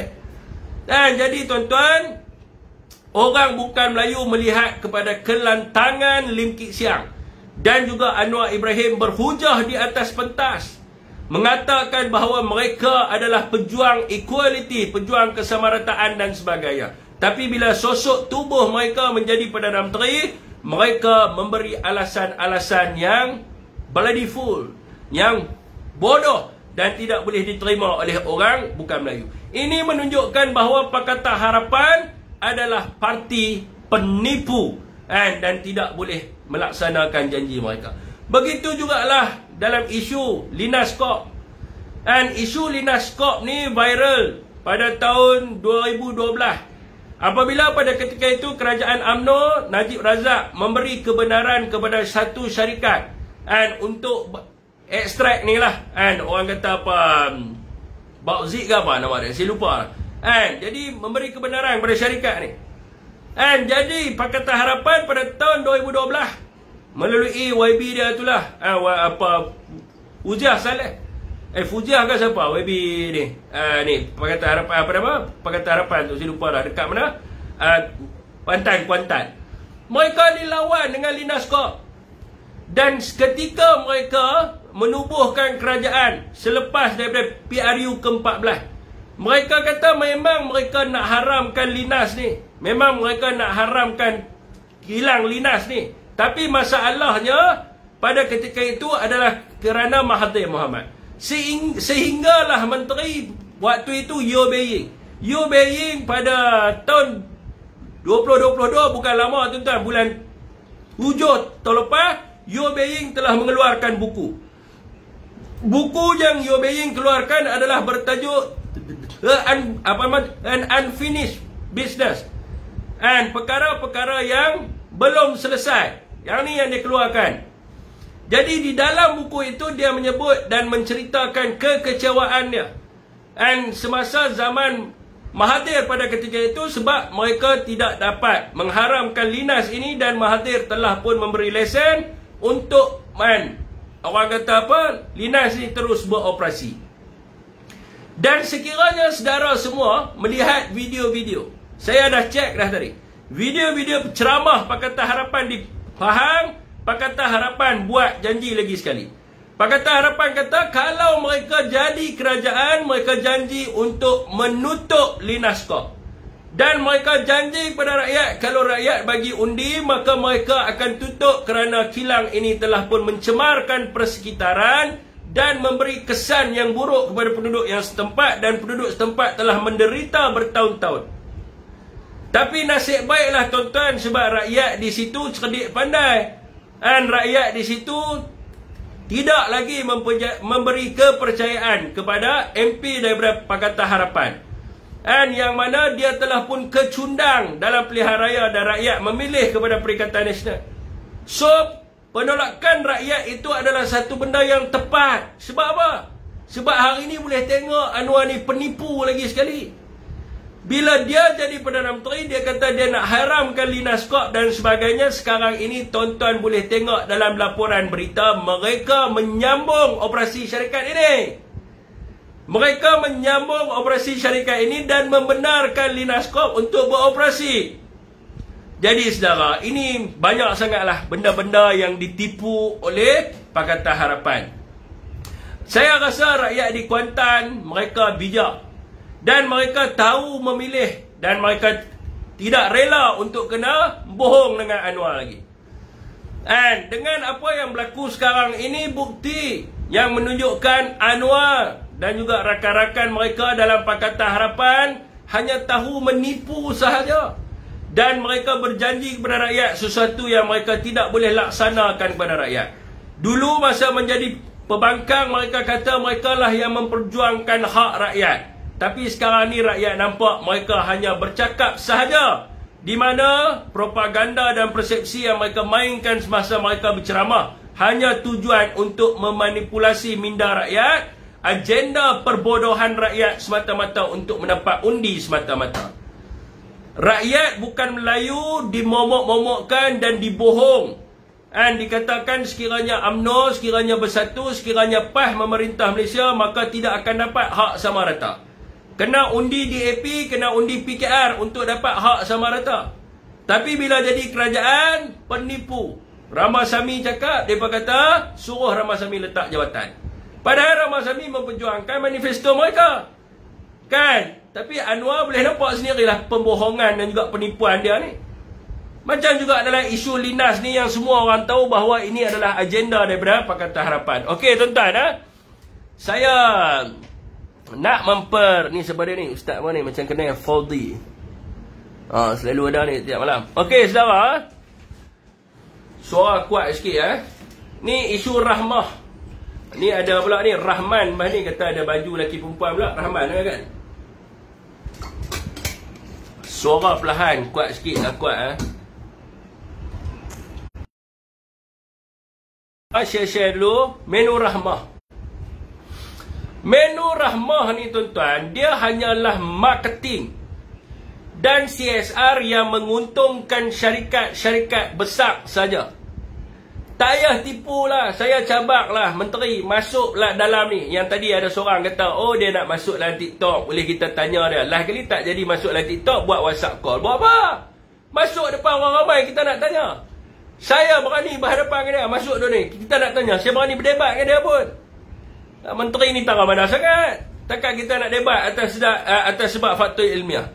Ada pula orang menteri cakap apa? Oh ni bukan CSR, tak dapat potongan cukai dan sebagainya. Kita suruh pergi cari video sampai mampu tak jumpa. Menipu rakyat.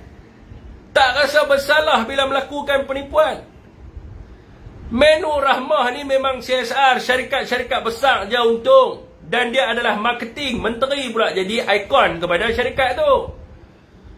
Jadi bila menteri main sebagai marketing, menteri kerja dia hari ni adalah melancarkan menu Rahmah sebagai marketing pada syarikat ni. Lancar dekat Econsave, marketing supaya orang suruh pergi Econsave. Lancar dekat Maidin, marketing suruh pergi Maidin. Lancar dekat ni mana lepas ni, Burger King, suruh orang pergi Burger King dan sebagainya. Menteri jadi duta kepada syarikat-syarikat ni untuk marketing. Adakah menu Rahmah ni akan menyelesaikan masalah? Kalau syarikat-syarikat ni ialah bila dapat CSR, dapat tax redemption. Tax redemption, dia dapat pemotongan cukai. Sebab itu dia boleh buat.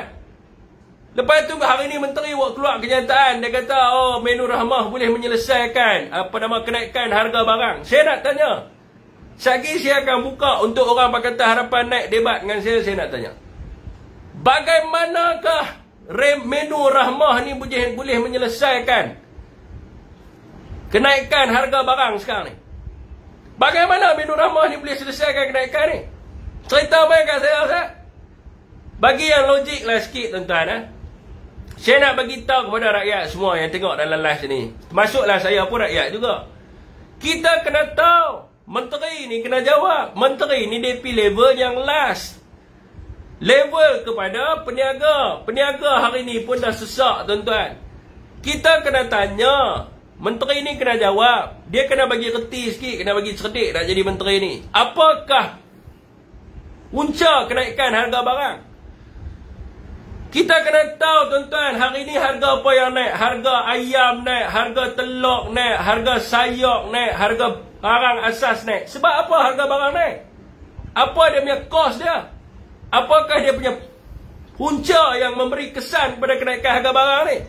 Ni yang kita panggil kepada rantaian bekalan. Yang dia buat ni adalah langkah sementara.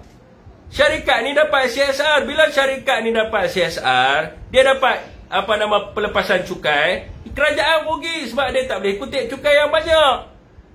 Jadi kita kena tengok kepada root cause dia. Root cause dia dekat mana? Apakah punca kepada kenaikan harga barang? Kenaikan harga ayam ini berpunca disebabkan apa? Ni menteri kena jawab.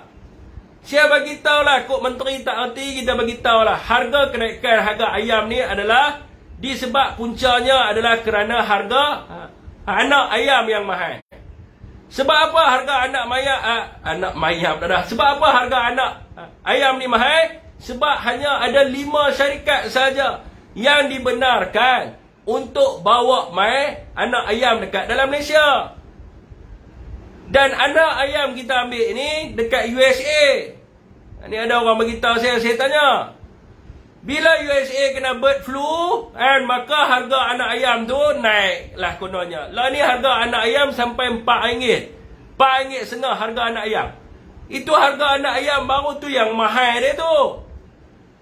Jadi hari ni kerajaan kena buat apa? Bukan menu rahmah. Sekarang ni hang open tender. Open AP.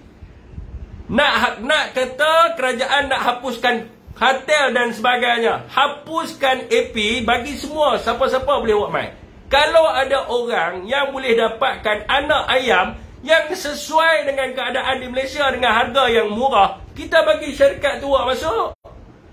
Kalau dia boleh ambil dekat mana? Dia boleh ambil kat Turki ke? Dia boleh ambil kat Iraq ke? Dekat Thai ke? Mana-mana dia nak ambil, dia ambil lah dalam masa sekarang ni supaya harga anak ayam tu murah.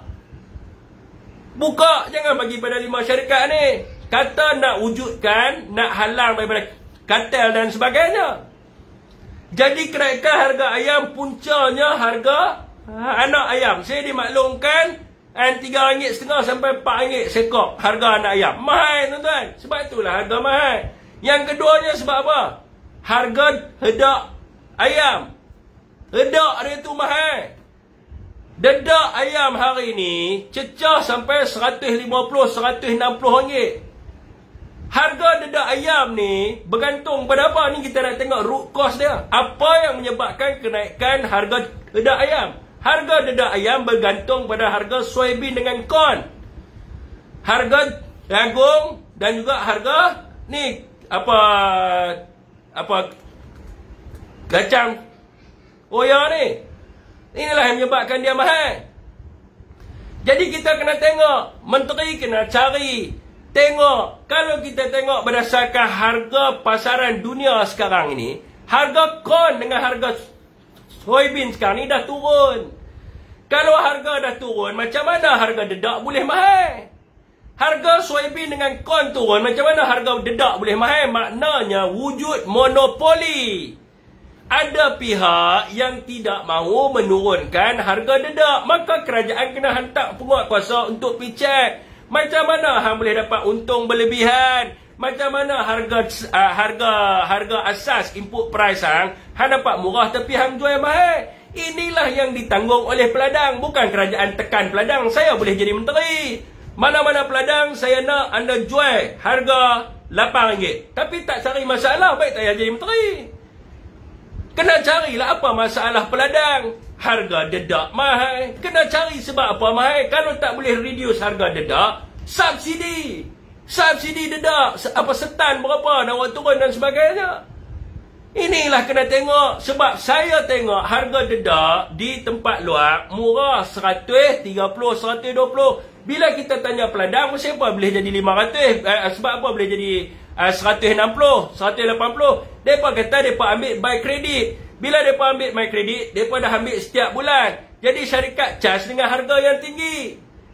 Maka pergilah tanya syarikat, kenapa kau charge dengan harga yang tinggi? Dan long term planning. Dekat Malaysia tuan-tuan, Malaysia ni tanam apa pun subur. Kita buatlah perancangan pertanian, nak buat ladang jagung. Jagung ni 6 bulan. Menteri fikirlah dalam tempoh masa nak buat ni. Awak keluar grant. Siapa yang minat, yang boleh tanam jagung dan sebagainya, ambil lah profesor ni ada banyak. Kita ada Dr. J, tiap-tiap malam duk cakap tentang pertanian. Panggil Dr. J ni, mai kementerian. Tanya dia, Dr. J, what is your apa yang anda boleh cadangkan kepada saya? Tanya Dr. J. Dia profesor dalam bidang pertanian. Dr. J, macam mana kita nak tanam ni, nak bagi cepat tumbuh? Tanya dia, orang pakar. Ni pergi lantik anak sendiri jadi penasihat. Mana nak erti buat apa? Tanya orang pakar. Panggil doktor-doktor ni semua. Tanya kita nak buat tak mana sesuai tanam jagung. Mereka buat research. Ini long term planning. Ini dia punya root cause kenaikan harga ayam. Begitu jugalah harga telur. Harga telur naik sebab apa? Sama juga. Harga telur naik disebabkan dedak ayam mahal. Dia nak telur, dia kena makan dedak. Dia bukan macam tu ya, dia makan dedak. Ni bukan cerita ayam duduk itu puik keluar, puik keluar. Tak ada, dia makan dedak. Satu hari dia makan banyak. Mana dedak? Bila dedak tu mahal, maka inilah telur ayam mahal. Kerajaan subsidi berapa? Kena tengok nak reduce harga telur. Subsidi berapa? Bukan habak di kedai makan. Orang peniaga dapat harga mahal, suruh mereka buat menu ramah. Ni menteri bodoh, bukan menteri cerdik orang panggil. Nak suruh dan menteri sendiri bagi tahu, kata rakyat terpaksa tanggung kerugian. So what is your responsible as a minister? Apa kerja yang anda buat? Dan harga ni vegetable, harga ni bendi, kacang panjang ni, sebab apa harga meningkat? Kena kaji harga sayur meningkat disebabkan harga baja meningkat. Harga baja dengan racun yang meningkat. So menteri kena kajilah apa sebab harga baja meningkat, harga racun meningkat. And harga baja meningkat disebabkan oleh, ni nak sebut dalam masa saintifik ni dia susah sikit tuan-tuan. Phosphate, potassium dengan natrium. And ketiga barang ni harga mahal. Inilah yang menyebabkan harga baja ni mahal. So menteri kena tengok kalau harga baja mahal, macam mana nak tolong petani ini supaya mereka dapat reducekan kos mereka. Harga baja mahal, kalau kita tengok daripada sudut index price fertilizer, and harga fertilizer telah turun. Pengeluar fertilizer terbesar di dunia ni adalah Canada dan juga China. Dulu China buat penyekatan, dia tak bagi ekspor keluar. Canada dulu susah nak main sebab Rusia dengan Ukraine perang. Dia nak hantar main susah. Lah ni tak ada apa dah, mereka boleh hantar. Dan harga fertilizer turun. Sebab apa? Harga baja mahal. Ini yang kita tanya menteri. Menteri kena selesai benda ni lah. Sebab apa harga baja mahal? Apakah langkah yang diambil oleh kerajaan? Adakah subsidi dan sebagainya? Dan kalau kita cerita tentang harga commodity price ni tuan-tuan, kita import. Dulu harga mahal sebab apa? Yang pertama berlakunya krisis. Harga kon peringkat global meningkat. Harga baja ni meningkat peringkat global. Sekarang ni RM2 kita dah stabil. Dulu kalau kita beli setan baja, dia punya kos dia $1,500 bersamaan dengan RM7,000. Sekarang ni USD adalah RM4.30 setan baja bersamaan dengan RM6,400. Ni betul tak ni? Ni saya minta kat rakan. Saya refer dengan dia tadi, dia bagi tahu kat saya setan harga RM7,000. Betul ya?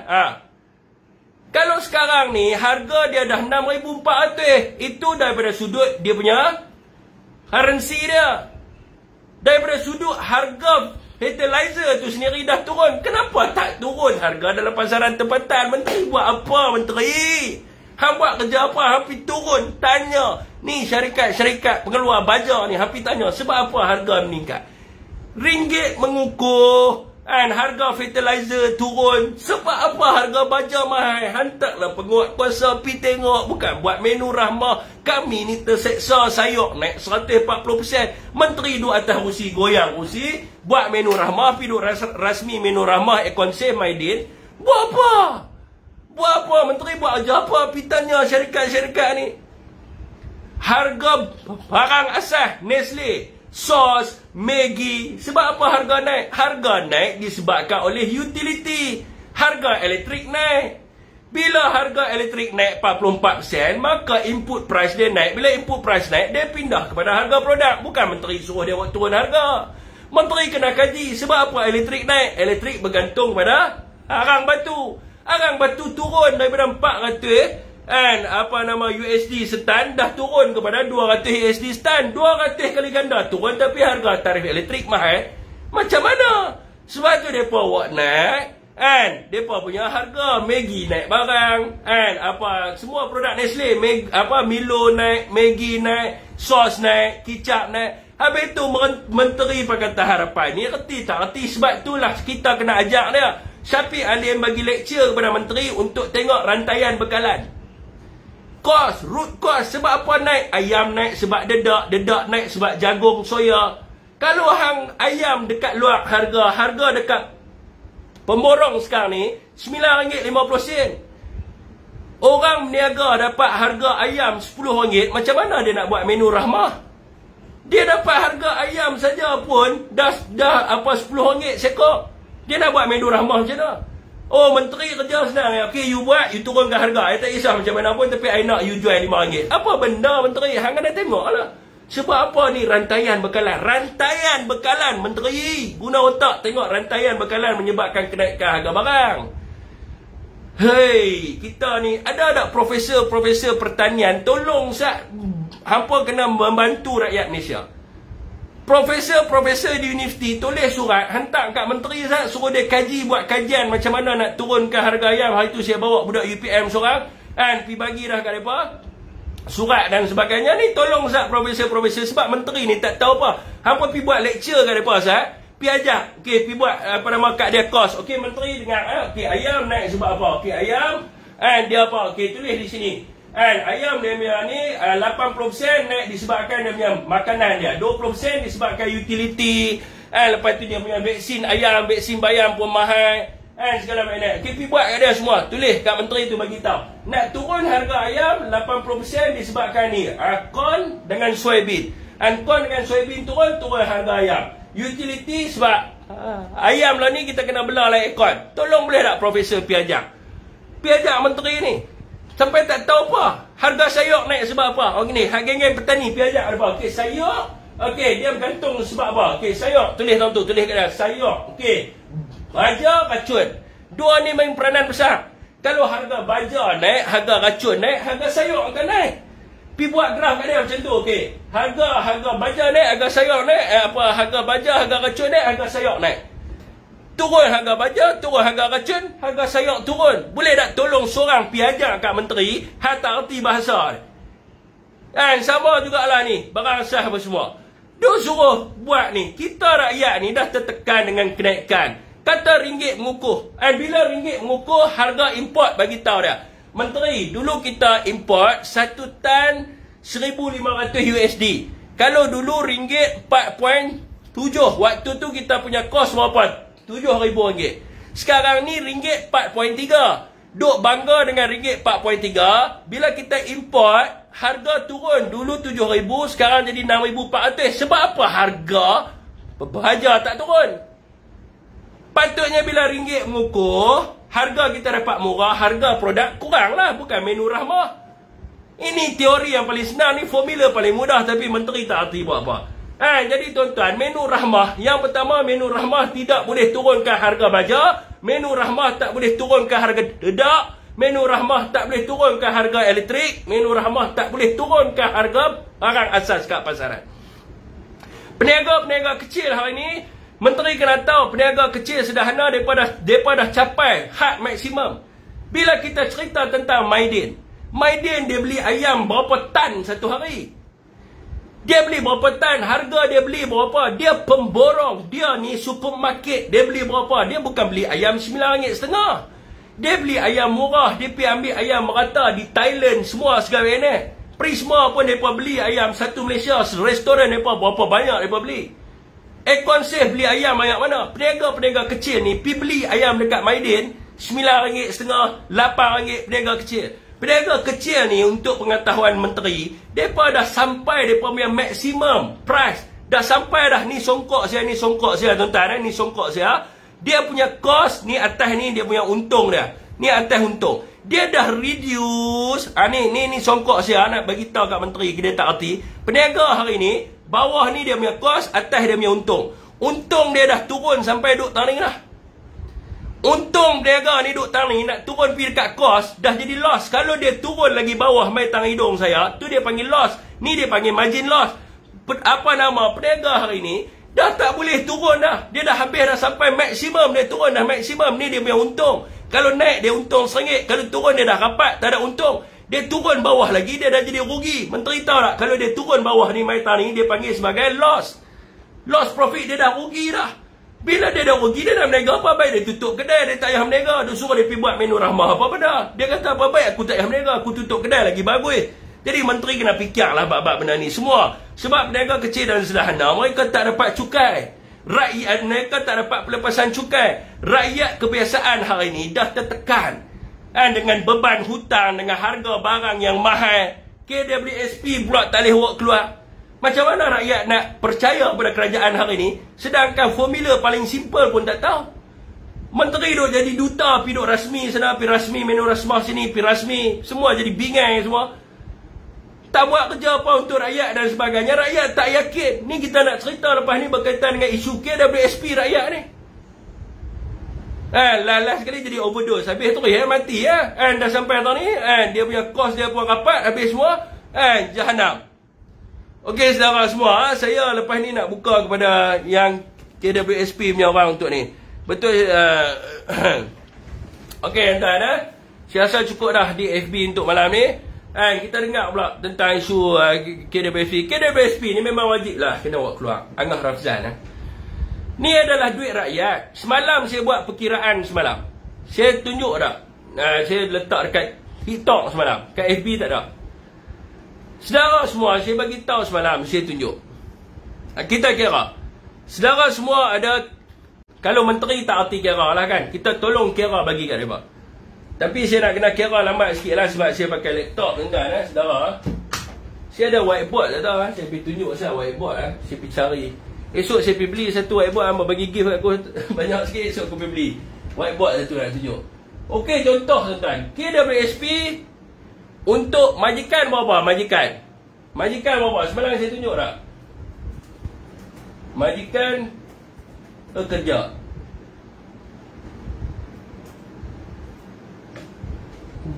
Majikan punya potongan berapa? Fee ekonomi dulu dapat A+.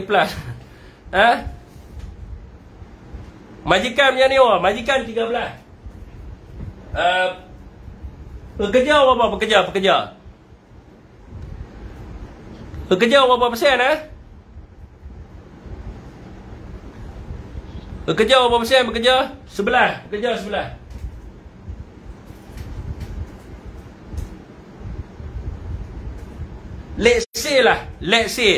Let's say kita ambil dia punya gaji dia, majikan 13. Okey. Let's say kita ambil gaji dia 2,500. Ni semua berkat bantu saya kira lah ni tuan-tuan saya kalkulator apa tak ada lah. Kita ambil lah, let's say lah pendapatan dia 2,500. So kita ambil pendapatan dia 2,500. Dia punya potongan majikan dia berapa tuan-tuan? Majikannya ni berapa? 2,500 darab dengan 13%. Berapa? Majikannya berapa? Majikannya berapa dia punya tu? Dah ni saya nak ajar hamba kira ni. 325. Okey, kira 325. Semua ada tak? Semua kira. Mana tengok kerajaan hari ni bengong ke, cerdik ke, mana tengok Okey. Pekerja berapa pekerja? 11% berapa? 11%. 2,500 kali dengan 11%. Duk ada berapa? 275. Okey, kita semua kira. Saya saja tunjuk bagi kita kira semua sama-sama. Okey. Loan rumah sebulan berapa? Loan rumah berapa? Let's say berapa kita nak ambil? Kira gaji 1,500 tu dia baru kerja. Hamba kata KWSP dia tak cukup duit. Sebab tu saya ambil 2,500, dia dah lama kerja. Loan rumah berapa? Let's say berapa? 1,000. Okey, 1,000 Semua setuju ambil 1,000 kan? Okey, dia bayar sebulan 1,000. Okey, dia bayar sebulan 1,000. Kalau kata dia bayar sebulan 1,000 lah, dia punya balance dia berapa? Duk ada dalam contoh lah 30,000 boleh? 30,000. Dia dah lama aja ni, 2,500 ni. Dia dah lagi berapa 10-15 tahun nak pension dah ni. Loan rumah dia ada berapa lagi tinggal? 30,000 boleh? Let's say lah 30,000 30,000 kita ambil. Sebagai contoh 30,000 Boleh 30,000 kita ambil. Let's say lah 30,000. Belen rumah dia duk ada 30. Okey, 30,000 kita ambil let's say lah. And so tuan-tuan, gaji dia 2,500 and dia bayar rumah, belen gaji dia 1,500 minus dengan 275 ni, 1,500 minus dengan 275, dia duk ada gaji dalam poket dia 1,225. Inilah dia nak guna untuk makan dan sebagainya. Dalam keadaan kita menghadapi konflik ekonomi, kita nak bagi orang tu boleh belanja betul. Dia ada flow dalam market. Kalau dia bayar hutang saja tak guna, kita nak ada flow. Sebab dia kenalah barang-barang dia beli ni apa kan, cukai apa semua ni, yang tidak langsung ni, yang SST semua ni kan. So kita nak ada flow dalam market, betul? Of course lah kan, kita nak bagi merancangkan ekonomi. Saya nak tanya saudara semua, saudara-saudari, saya nak tanya, ni saya pergi tutup pula dah. Let's say KWSP bagi awak keluar 30,000 untuk dia selesaikan loan rumah tu. Dia bayar semua 30,000, bayar semua loan rumah. Okey, sekarang ni kita naikkan caruman KWSP daripada 11% tadi. Daripada 11% tadi kita naikkan P kepada kita naikkan P kepada 40%.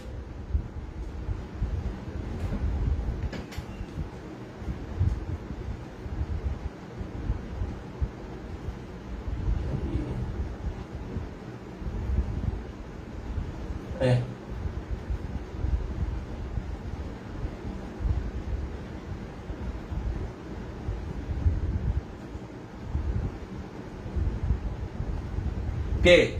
Kita naikkan kepada 20%, 40% lah. Kita naikkan kepada 20%. Daripada 11 tu, kita naikkan kepada 20%. Maknanya bulanan RM500 betul? KWSP kena dia kena bayar 500. So 500 dia adalah untuk duit belanja. Naikkan dia punya potongan KWSP dia. Tak kira lah. Contohlah kalau dia ada hutang 1,000, dia ambil 30,000 kan.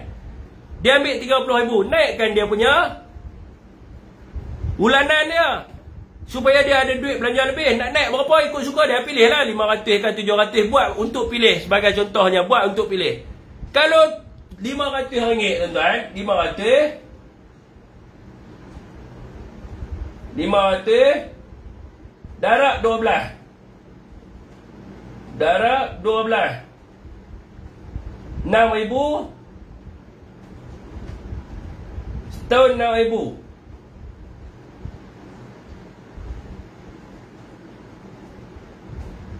Okey, setahun 6,000. So 5 tahun dia dah dapat balik dah 3,000 dia. 5 tahun dia dah dapat balik 30,000 dia, betul tak? Plus dengan majikan. Nampak tak? 5 tahun. Bukan lama mana. Dia nak pakai duit lah ni. Dia nak pakai duit lah ni. Dia nak pakai duit sebab rumah dia nak kena tarik. Buat keluar lah untuk bayar hutang. Akaun 2 dia dah tak ada dah. Sebab dia dah guna dah untuk belajar, untuk pergi umrah, untuk ni masa pandemik. Dia dah guna, tinggal akaun 1 je. 5 tahun dia dapat balik dah duit dia. Dia dapat balik, apa masalahnya? Sebagai contoh, orang tu dekat nak bersara. Dia tinggal lagi 4 tahun. Dia nak bersara sebagai contohnya. Dah kira lah, potong lebih sikit, 4 tahun nak bersara. Apa masalah? Tapi kalau dia dulu bayar 1,000 kat rumah, makanya dia ada 500 untuk dia belanja. Kan? Kalau KWSP pula nak bagi dividen tinggi, kerajaan kena bagi projek kepada KWSP. Bagi projek yang menguntungkan kepada KWSP.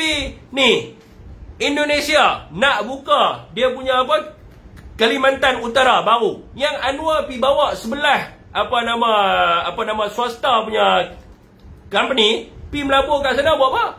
Bawa lah JLC pi melabur. Kita boleh bawa kita boleh bawa EPF kita pi melabur dekat UK dulu, dekat Battersea. Sikit punya untung kita dapat, orang EPF dapat nikmat dia.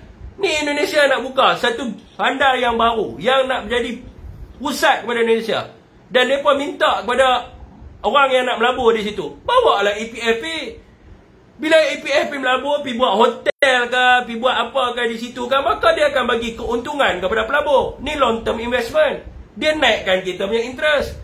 Bila naikkan dividen tahunan KWSP, maka dapat recover balik. Dia bukan cerita lah ni, kerajaan nak jamin orang tua tu macam mana dia nak bersara nanti dan sebagainya. Kerajaan kena fikir macam mana nak menambah dia punya simpanan. Hari ni rakyat nampak dia simpan dalam EPF pun duit dia tak bertambah, baik dia pergi simpan kat luar.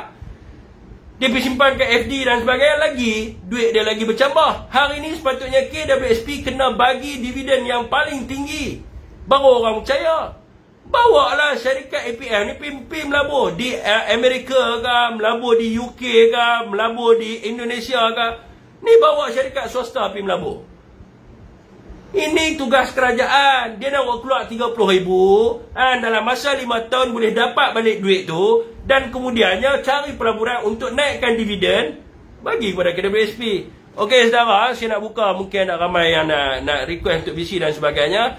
Saya rasa di FB setakat 2 jam. Malam ni panjang sikit di FB ni, kat 2 jam. Setakat 2 jam untuk malam ni. Wabillahi taufiq wa hidayah. Assalamualaikum warahmatullahi wabarakatuh. Yang baik itu datangnya daripada Allah Subhanahu Wa Taala, yang buruk itu datang daripada saya sendiri. Kalau saya ada salah cakap dan sebagainya, saya mohon maaf apa saudara. Assalamualaikum tuan-tuan.